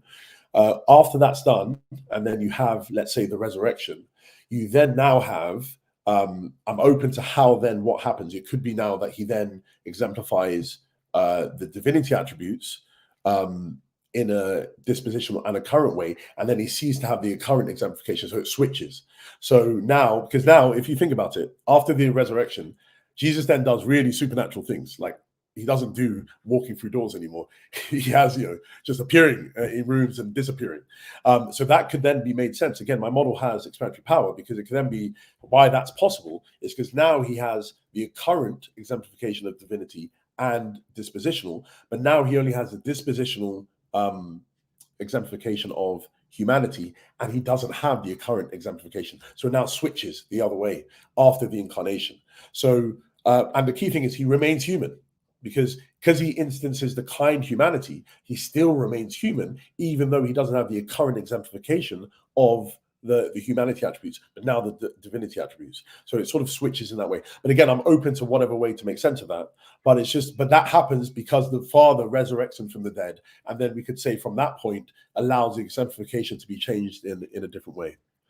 Again, for people saying this sounds like philosophical mumbo jumbo, remember, this is a model. It's a just so story. It's a way to say this could be the case of how the incarnation makes sense. And that's all that's needed to divest the charge of incoherence. Well, I do also sometimes have an allergy to philosophical mumbo jumbo, but I don't think that's what you're talking about. I think you're proposing a real theory, and we're trying to get to the heart of it. So I don't, I'm taking very seriously what you're saying. Yes. For me, it sounds like you're describing the incarnation as a kind of self-inflicted wound, because the Son makes himself weak, he makes himself ignorant, he makes himself mortal, and he can't bring himself back to that previous state either. So in that case, it sounds to me like he's just not omnipotent anymore at all. He's not divine anymore at all.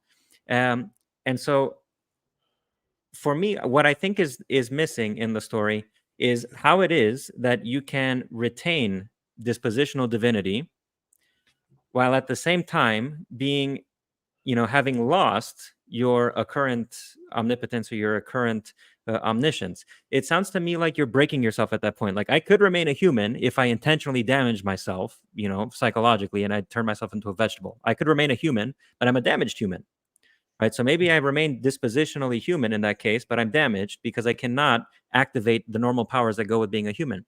In the same way, when the Son becomes incarnate, and from what you're saying, it sounds like he's putting permanent limits on his ability so that God the Father has to restore his powers. It sounds like he's damaging himself. So even if he is divine, he's divine in a damaged way. He's almost like, and for me, this is contrary to the Catholic idea. You can read, for example, and by here I don't mean Roman Catholic. I mean Catholic in this lowercase c sort of universal Orthodox sense, because you can read in Hilary of what is it? Poitiers. Hilary of Poitiers, you can read in Gregory of Nazianzus that the Son does not cease to be divine in becoming human. All right, so he remains what he was, and he takes on something new. It sounds to me like what you're saying is that he does not remain what he was, because he doesn't remain occurrently divine. He loses the occurrent divinity. He remains dispositionally divine, but he also cannot bring back that occurrent divinity on his own initiative. So it sounds like he's damaged himself by becoming incarnate. Yeah, thank you for that. So I would again push back on that and say, I wouldn't use the word damaged. I'll use the word limit or limitation. And I think this fits perfectly with something like Philippians 2, which says, as the famous one that says, he emptied himself, taking the form of a servant, being made in human likeness. And so it seems to be the idea that he actually limits himself to such an extent. And I think the term is even more like slave. So he makes himself into a slave as such, a servant slave, which is a very low status from then the status that he had previously with equality in whatever sense you make of that with the Father. So I think it fits with that idea that, when the Son becomes incarnate, he's not walking around saying, I can do bang, bang, bang, and change the world and zap, zap, zap from my fingers because I'm omnipotent. No, I've actually taken on this limitation like you, but even like a slave, like a servant of humanity, taking on human likeness. And so but the key thing that Catholic theologians will want to affirm, and sort of Catholic, not in the Roman Catholic sense, as you said, would be the idea that yes, there is a retaining of divinity. But I think the question has always been is, how is that the case? And so for Gregory or for anyone that you put forward, they would try and make sense. Well, how is it the case that yes, he is actually human like us? He's taken on the form of a servant and made in human likeness, but he also has his divinity.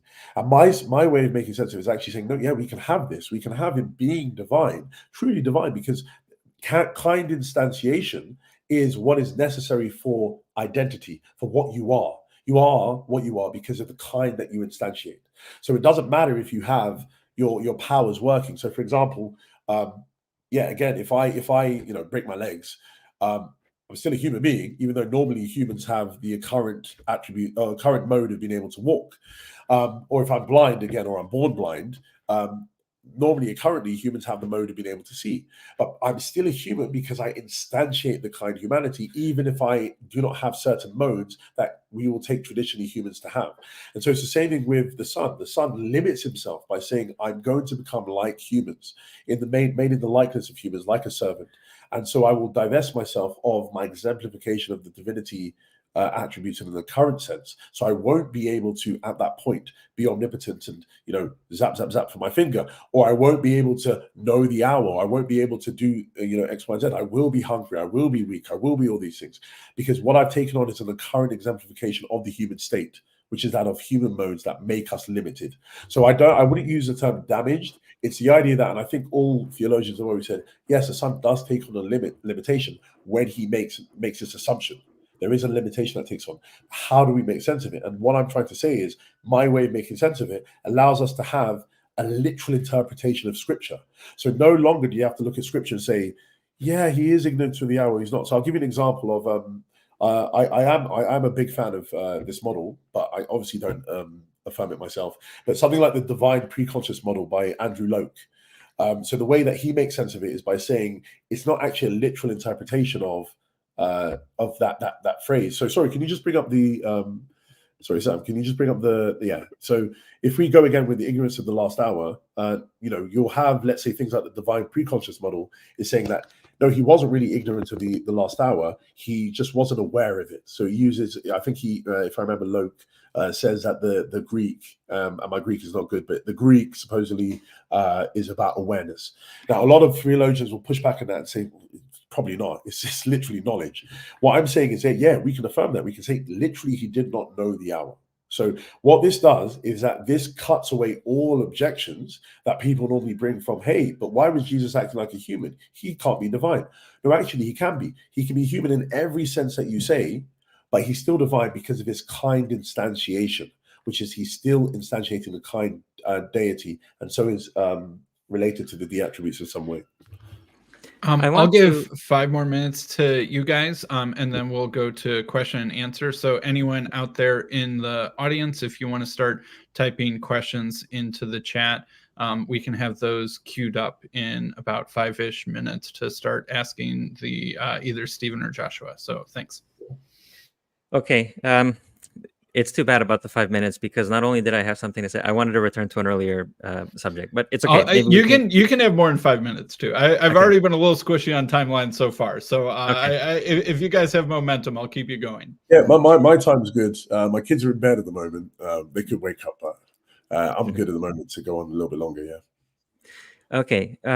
So I want to talk a little bit more about this idea of being dispositionally divine. So you are suggesting that Christ, after his incarnation, is no longer literally omnipotent, omniscient, etc. He's not currently those things. He's dispositionally those things, which means...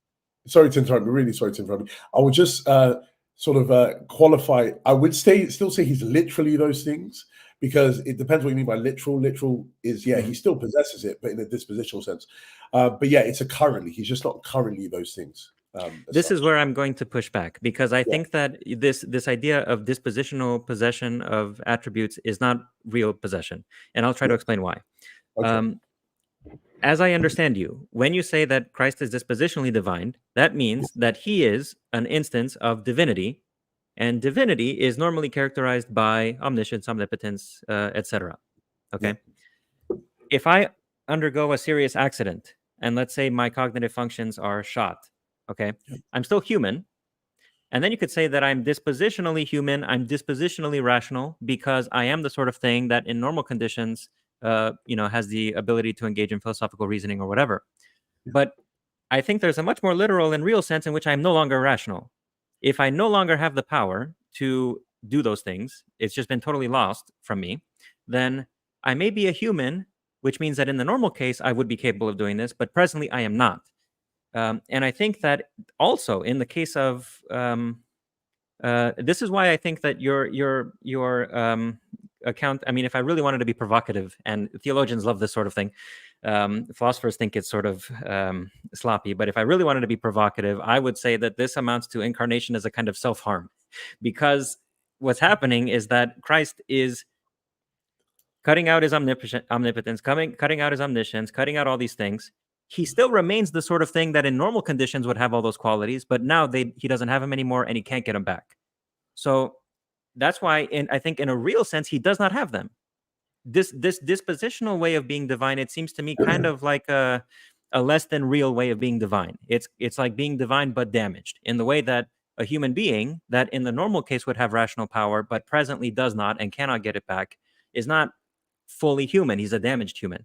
So this is why I think the real problem is that in the Catholic doctrine, and once again, I don't mean Catholic in terms of Roman Catholic, I mean just the universal sort of Orthodox notion of the doctrine, Christ does not cease to be omnipotent, all right? And there are passages, for example, in, I don't remember if it's in Athanasius or if it's in I think it's in Athanasius, where he says that Christ still sustains the universe in existence, even as he's hanging from the cross. So he remains omnipotent. So it's not just that he's dispositionally omnipotent, but he's actually omnipotent, because actually he is the force that's holding everything in being, even as he's dying. So I think that your account of dispositional divinity, occurrent humanity, is less than the Catholic account. Okay, thank you for that. Very, very good points as well. So yeah, I'll just a bit of pushback. As you know, philosophers love thought experiments, so I'll give you some examples. So let's say you have that person who lacks the current exemplification of rationality, also lacks the current exemplification of moral awareness, and let's say also lacks the current exemplification of being able to make free choices. So let's say that human is not rational, is not morally aware, and is not free. Now, let's say, just for you can argue, till the cows come home about what it means to be a human. But let's say what it means to be human is to be rational and to be morally aware and to be free. Let's just say you have those three attributes. Now, let's say you have that person who lacks those attributes now. Okay, so he doesn't currently exemplify them. Could I go and get a knife and kill that thing? It's actually a question. I would think not. In normal circumstances, no. Yeah, it wouldn't, because what I'm doing is I'm killing a human. But why I will be able to identify that thing as a human is because it is rational, it is morally aware, and it is free, even though it doesn't have the current exemplification. And the only way to make sense of that is because of its dispositional exemplification. It's because it is an instance of the kind human, and then humans, in a dispositional sense, have rationality, have moral awareness, and have free will. But if we were to say it just lacks its a current exemplification of it, then if you were just saying that's what makes it what it is, and so it doesn't have those things anymore, then you wouldn't have any good right to call it human. It will just be like a rock. And if I went and put a knife to a rock, no one will have no problem with that. But it's why I'll have a problem with killing that person morally, is because that thing is still a human because of its dispositional exemplification. Normally, we don't use that language, but we would say that thing is still a human that you've killed. It's a human because, yeah, it's not able to be rational now. It's not able to be morally aware now. It's not able to be, let's say, free now, but because it dispositionally exemplifies it. Now, let's say we were to change this example, and I was to click my fingers magically, and I was to change that human now into a rock. Would it be morally bad for me to go and, stab that thing and say, stab the rock? Probably not, because it's a rock now. It's not a human. And so what we've seen now, it's still the same thing. The rock is not currently rational, it's not currently morally aware, it's not currently free. Like the human is not the human before was not rational, currently free, or currently morally aware. But why there's a distinction between them is not because of their body shape, because I could have the shape of the rock of a body, like made like a human being, but it's a body, it's a rock. But it's because of that dispositional exemplification. It's not even about past exemplification, because if I destroyed that rock, I couldn't say, oh no, it's bad because it used to be rational, used to be. It's because it still now is in some way participating in whatever it is to be a human, and that is to be rational, to be free, and to be morally aware. So what I'm saying now, applied to the incarnation, is that even though the Son now has it lacks the current exemplification of these attributes, we still can point to him and say, well, he is still divine in some way, because that's what makes him what he is. But if he was what makes him what he is his instantiation of that kind. But then what makes him divine, and we're able to say he's of the divine kind, is because there's some form of relationship he has to whatever it is that makes something divine, which is omnipotence, which is omniscience, which is omnibenevolence. In the same way that human who lacks the current exemplification of the attributes is still a human, because it has some relationship through its kind instantiation to whatever it is that makes something a human. But notice, my objection was not that you could not call Christ divine anymore, but that you couldn't call him all the various attributes that normally go into divinity after being incarnate. So it's not about whether you can call him divine, but whether about you can call him omnipotent, omniscient, etc.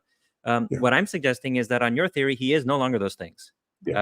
In normal conditions, he would be, but now he is no longer. Just like, for example, to take your example, a human being who is not rational, not morally aware, and not free. Now, there are different situations that can occur to a human being and find themselves like that. For example, they could be in development. So, for example, my son, when he was just born, was none of those things, but he was still human. Or it could be that now he's damaged. Maybe something happened to him, he got hit in the head, or he got shot in the head, or whatever, and now he's lost all those powers.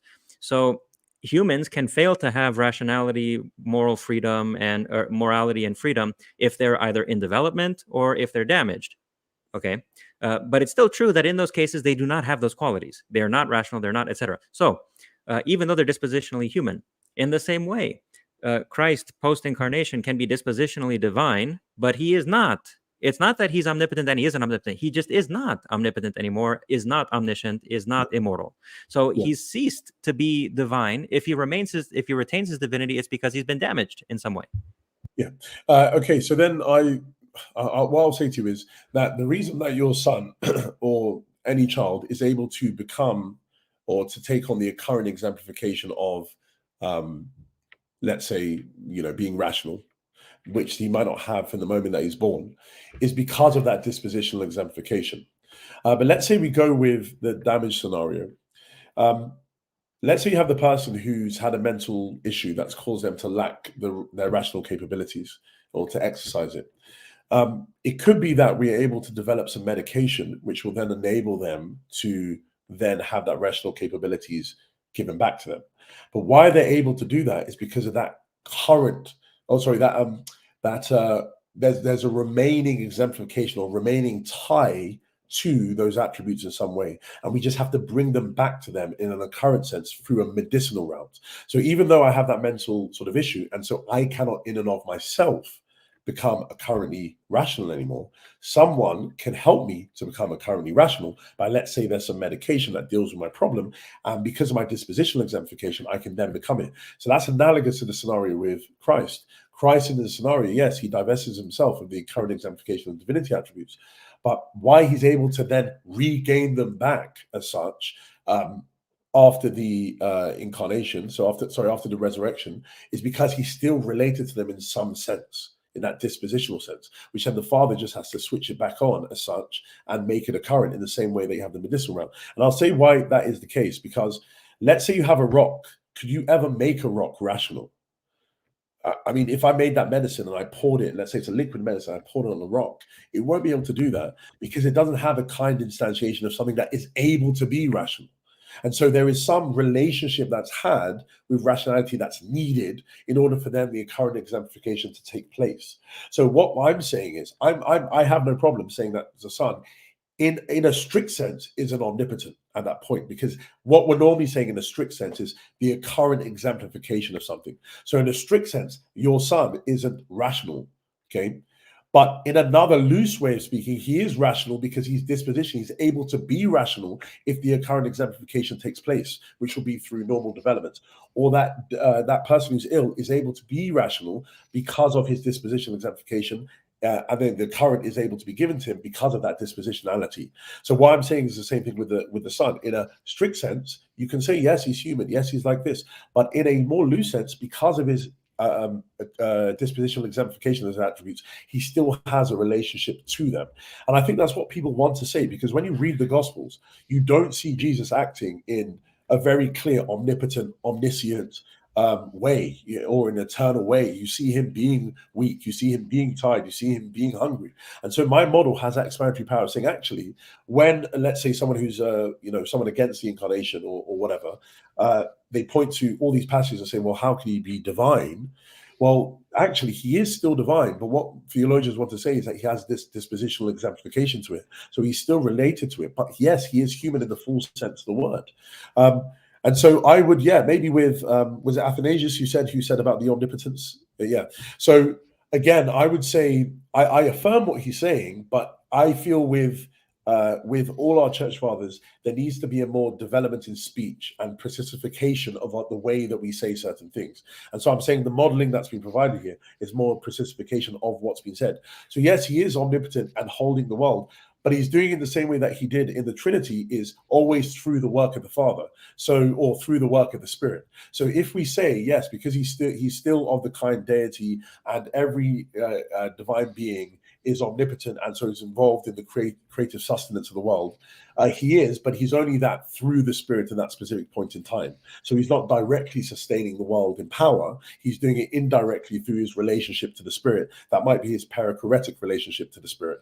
But when he then becomes currently divine, he then maybe might be sustaining the world directly. So I don't know, it's just a way of saying that, yes, maybe what Athanasius was saying correct, but there needs to be more precise language that I would say is being offered by the specific model. Stephen, do you want a little more time to ask your own questions, or do you want to go to audience questions? No, we can go to audience questions. And I know Joshua has been in the hot seat basically this entire time, so hopefully they can give him a break and maybe ask me something, because I've been grilling Joshua this whole time. It's not fair for only one person to have to answer questions. Well, to continue the unfairness for at least a little bit further, this was the first question, and I think it's an important one. So this is from Dr. Mullins. How can a person be an aspect? Okay, yeah, great. So this is about the Trinity. So if you remember, what I was saying is that the personhood is grounded upon having or being a bearer of a first person perspective.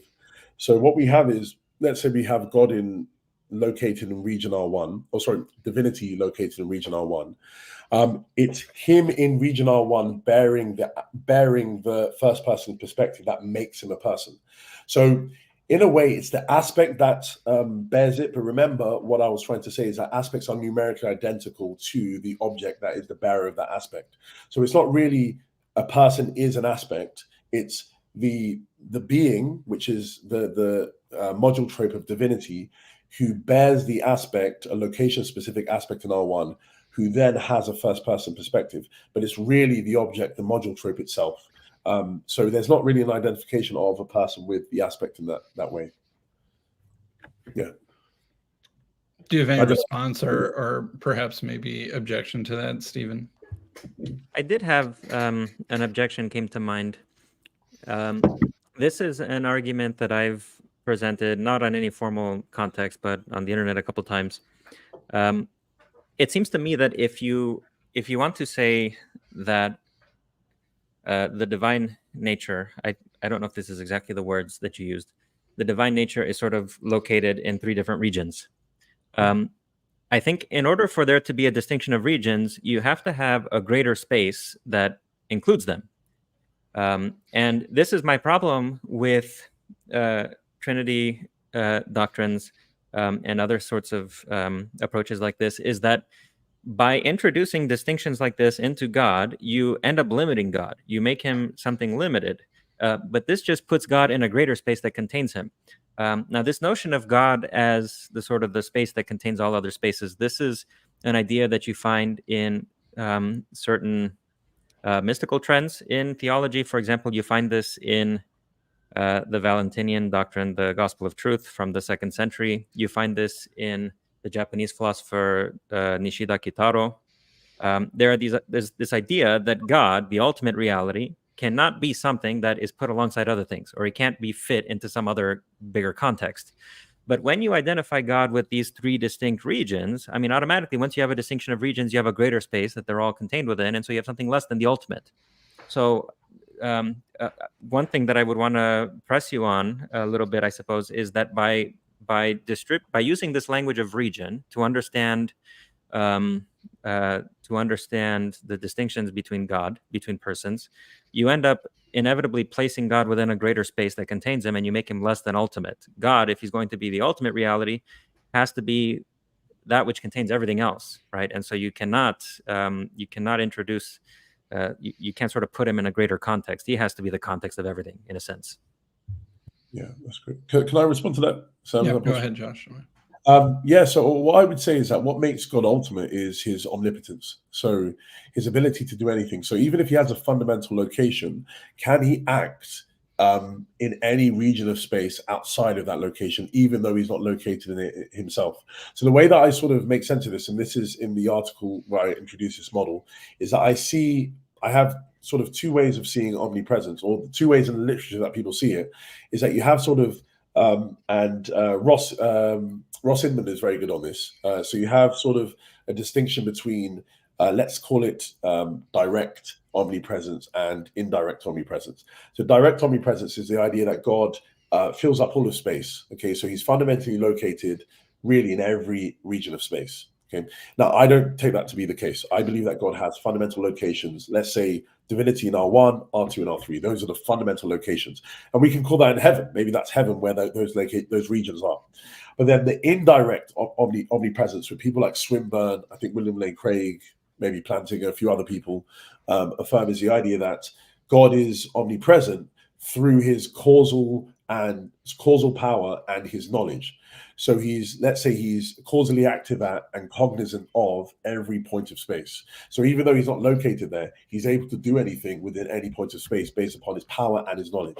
So what makes God ultimate for me is that, yes, he has fundamental locations, but that he's not that he contains all space, but he's able to act in all space, and he's able to know of everything in all space. And I think that's what makes it ultimate for me. So again, sorry, the philosopher's bane of an analogy. I would say that for me, it doesn't matter if, let's say, a very powerful, government is located in every space. You have the government everywhere. That can make it ultimate in one way, yes.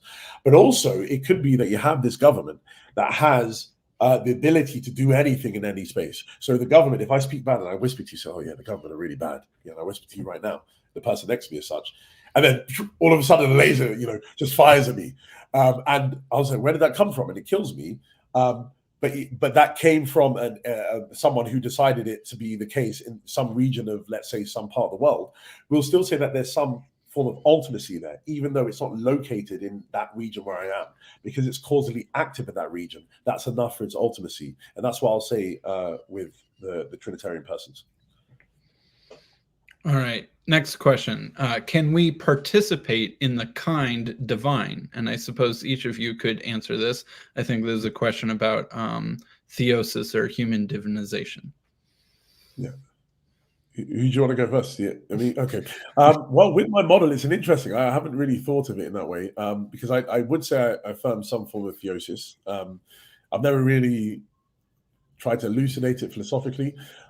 Maybe it could be the case that someone could, let's say, in some way, contingently, instead of essentially, so similar to the Son with his humanity, that a person could, let's say in heaven, or they have theosis on earth, that they could start instantiating a kind divinity. It could be. I don't know. I mean, as long as I'm saying that you're able to contingently instantiate a kind, then yes, it is possible for that to be the case.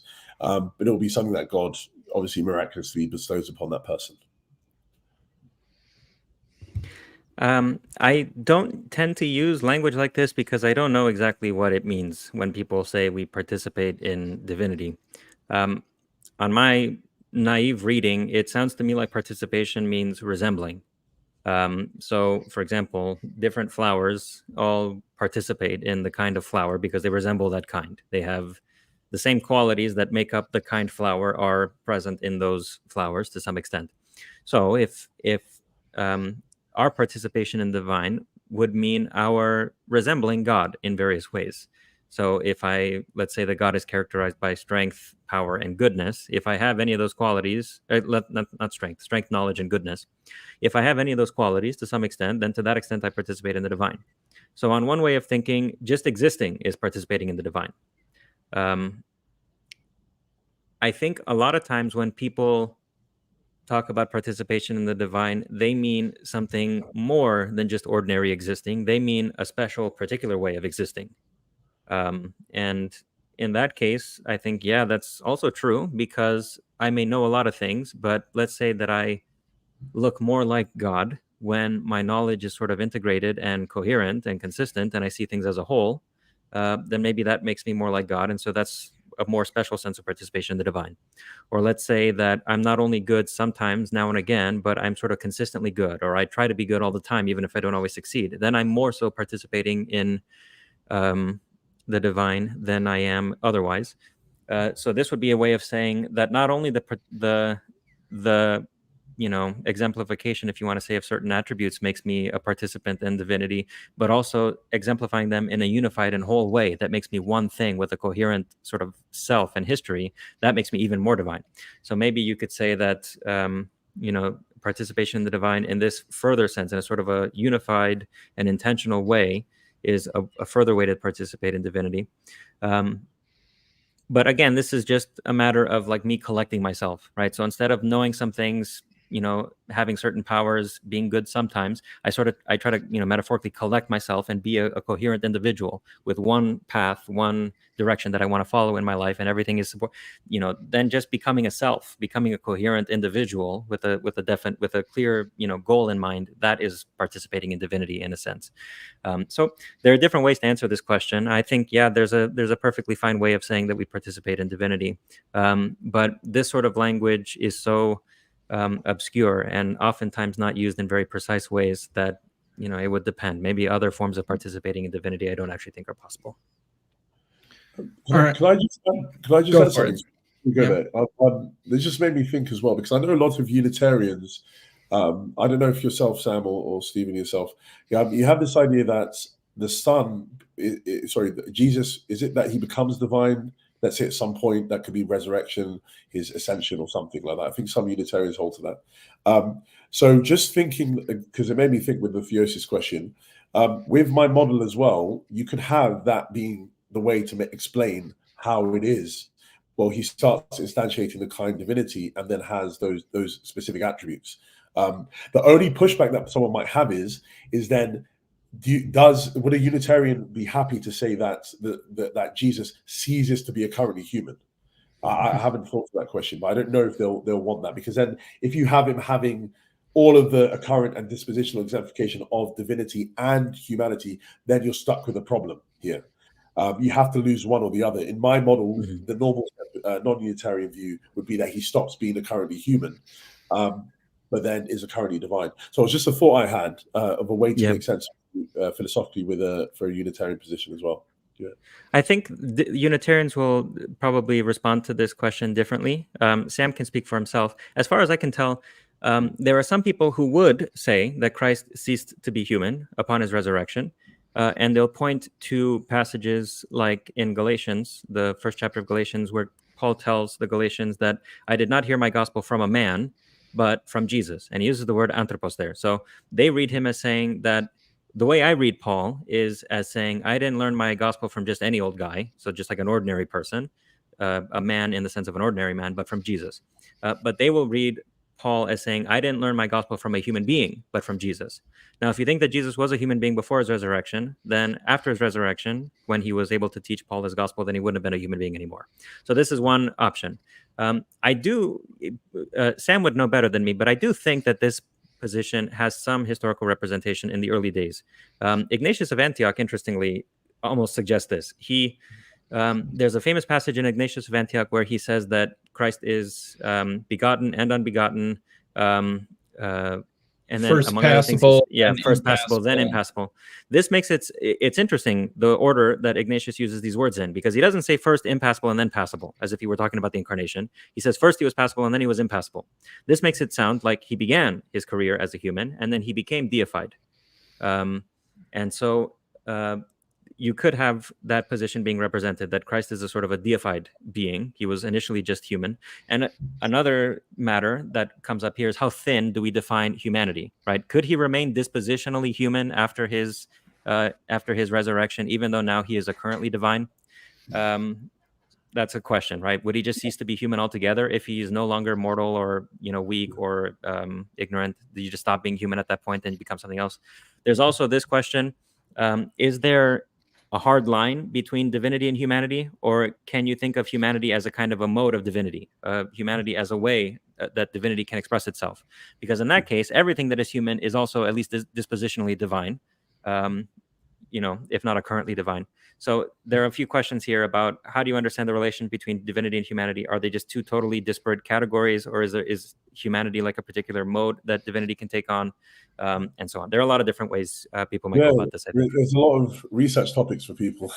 yeah, absolutely.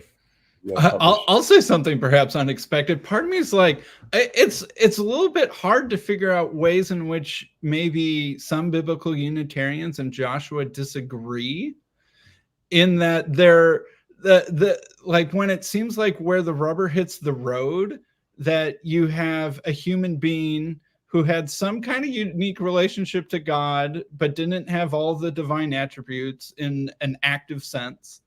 And then after his resurrection is still in some sense who he was, but has a higher active level of divinity thereafter. And when you were talking about the eternality of the Incarnation, it sounded eerily similar to the way that some biblical Unitarians will talk about Jesus for pre-existing in the foreknowledge of God, but not in an active sense until the Virgin Mary. And so part of me is almost like, at some level, it seems very different, but at some level, nuts and bolts level, practical level, it's hard to actually figure out where the difference is.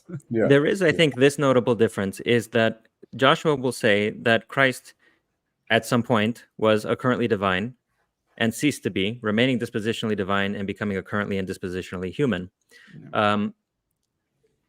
Now, so there is at least that much difference, but I think you're right, Sam, to point out that in a lot of the details, there's overlap between what Joshua is saying and what a Unitarian says. The one thing that the Unitarian would, I think, not say is that Christ was dispositionally divine prior to his incarnation. But I think the Unitarian could say that Christ is dispositionally divine from the moment of his incarnation, if you think that something is dispositionally so-and-so, if it can eventually become so-and-so. So if you think that the potential for deification is there, if you think that the possibility of being deified makes you dispositionally divine, if you accept that thesis, then the Unitarian could say that Christ is dispositionally divine and a currently human from the moment of his incarnation. He just wasn't a currently divine prior, even though he is a currently divine after his resurrection. So there is still a point of difference, but there's at least a lot of potential overlap. Now, I can't say this without throwing a barb. I have to do this. I think the reason why there's so much overlap is because in certain ways, Joshua, you're making a departure from the Catholic idea that Christ remains a currently divine even during his incarnation. So that's where I think you can disagree. But I think that's what's happening, is that you're making actually a departure from the Catholic idea in the interest of coherence, which I totally applaud.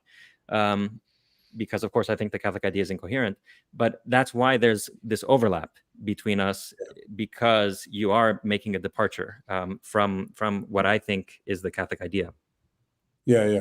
So I do see that. For me, I'm more into bridge building. So if this builds a bridge for everyone to cross over, I'm happy. But I would say that with the sort of conciliar tradition, there's so much within tradition which I believe is not very precise in its language, and so in some sense, with some theologians, you might be saying, actually, no, that you are departing away from sort of their interpretation. But then in other conciliar sort of fathers, you might have, it not being the case that you are. So that's why I was saying, like, at the foundation level, does it fit with the Chalcedonian definition or the Niceno-Constantinopolitan definition? And then when you have the conciliar tradition itself, as you were saying, even you have people like, you were saying Ignatius and stuff like that, have that language that seems to fit with some Unitarian views. So it's a very broad net. And I would say the conciliar tradition, as long as I'm fitting a lot or expressing what the sort of conciliar texts are saying with the declarations, then that's at the minimum level I will be working on with. But yeah, it might be that some people might push back and say, oh, this doesn't fit with Augustine's view or something like that. And yeah, it's just so be it then. All right. So here's a question specifically for Stephen, although I might say, I think there's a question in here, even though it isn't quite phrased as a question. If a part of me suffers, then I suffer. Example, if I'm hurt at my hand, then I am suffering. Example, if my hand is cut off. To suffer is not just for a person to experience suffering. So is this like a possible way where the Son of God could die or suffer? Is that, experience through a part means the person or the whole can be said to experience it? Yeah, well, I think that if I grant this premise, for the part of a thing to suffer is for the whole thing to suffer, okay? If I grant that premise, then it follows that the whole person is not impassible. At best, a part of it is impassible. So again, if divinity means being impassible, then the Son is only partly divine because he's only partly impassible. The fact that he can suffer in one part, if not in the whole of him, then he's passible. If you want to say that the suffering of the part entails the suffering of the whole, then the Son is just not impassible at all, right? Because if one part suffers, the whole part suffers. If the whole is possible. So the problem with this line of response is that it undermines, again, in order to make room for the humanity of Christ, you have to undermine his divinity and vice versa. So if you want to say that the Son can suffer because a part of him is suffering, then he stops being impassible. At best, he is in part impassible. But if he's in part impassible, then he's in part divine, because being divine means being impassible. So only a part of him is divine. A part of him is not. So this is, again, you still run into the same problems that I mentioned earlier. If you try to divide Christ into parts in order to avoid the contradiction of asserting that he's human and divine, then you end up undermining either one or the other, set of predications that you want to be able to make of it. Could I just respond as well? I would defend sort of Stephen on this position that I think when it comes to property translocation, not every property will transfer to the whole. So some do, but not all. So it does make sense to say, yeah, if my hand suffers, I'm suffering. But it doesn't make sense to say if my hand ceases to exist, I cease to exist. So if my hand is cut off and ceases to exist, so it's not part of my body or it's destroyed, that doesn't mean I am. But things like properties like suffering, emotional states like suffering and things like that, I think that is something which is predicated of the whole person itself. But things like cessation of things, I don't necessarily see that to be the case. It will have to be the majority of your parts which experience that for then the whole to then be exemplifying the whole thing itself. So yeah, I think that example doesn't fit with the challenge that you brought of death as such. Yeah. All right. Question from Brandon Duke. Is there something special about the kind divinity that prevents this kind of change that is different than this kind of change in a human? I think what he's referring to is the seemingly irreversible loss of occurrent modes. So I think this is what he's talking about when we were talking about whether the incarnation is self-harm or damage or whatever. Yeah. I mean, obviously, because I'm arguing that the incarnation is possible, I would say no, it is something which can be the case, that humans and exemplification of human attributes, exemplification of divinity attributes of things which can be lost and gained. I mean, someone could argue maybe that kind instantiation of divinity is something that cannot change. So, but this will then make it a problem for, let's say, the Unitarian solution that I was saying earlier of someone being able to then instantiate the kind divinity. So it could be that to be divine, you've always had to be divine. So you always had to instantiate that kind. But then I'm sort of arguing that the current exemplification, so the possession of modes, are something which you can lose or gain. But kind instantiation of divinity might be the case that you always have to have it. Someone might argue, but someone might push back and say maybe not. So the Unitarian might say no, it's something that you can gain, but it will have to be argued for. All right, I think that I might bring things to a close pretty soon. Do you guys have any closing thoughts before we wrap this up? Yeah, sorry, Stephen. I'll speak first. First, I want to say I really appreciate you dialoguing with me, Joshua, because I don't often get the chance to talk back and forth with professional philosophers about these things, but I appreciate it. It's been very enjoyable for me. I enjoyed reading your papers. And the presentation, this was a lot of fun for me. I do want to recommend possible avenues of thought in the future. So I'm not going to raise objections for you to answer now, but these are things that I think if you take the routes that you've suggested to me in the discussion, these would be things to think about, specifically with respect to incarnation by anticipation. So if you want to say that Christ is incarnate by anticipation prior to the formation of his body, let's say, and that this, on the basis of a decision, let's say, that he makes, either in eternity past or whatever, I think you will run into trouble with the doctrine of divine simplicity, because you would have to, because if God is simple, you would have to identify God with that, ancient decision to become incarnate. And if he is identical with his ancient decision to become incarnate, then a few things follow. In the first thing, he cannot be otherwise than incarnate, because he's just identical. He just is a decision to become incarnate. And in the second place, he cannot exist without a world, because he cannot become incarnate without existing in a world. And I think here you will run into trouble with what Robert Sokolowski calls the Christian distinction between God and the world, that the world cannot exist without God, but God can exist without the world. And so God is transcended, he's independent of the world. This is, I think, one issue that you'll have to wrestle with if you do take this part about incarnation by anticipation, and also you hold to the doctrine of divine simplicity, because you end up making God identical to that decision to become incarnate, which means that the world is just as necessary as God is. Indeed, you would have to say that the world is constitutive of God's existence, because it plays an essential role in who he is, that he exists in the world.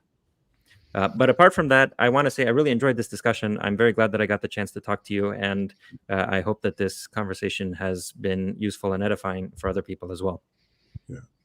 Yeah, thank you so much for that. And yeah, just the same thing for me. I've really enjoyed you're very clear in your speech and also your thinking. So yeah, I'm just really grateful that I've been able to run these ideas, because even with myself, a lot of my stuff is written work. And it's been quite a while since I've had a dialogue with people about sort of the stuff I've written. So to have a bit of feedback and pushback, I think, is very necessary. And I really enjoyed it. And he did it in a very charitable way. So I just had a great time. And I'll love to do this again, maybe concerning another topic. And yeah, thank you so much for your charity, Stephen, and also Sam as well.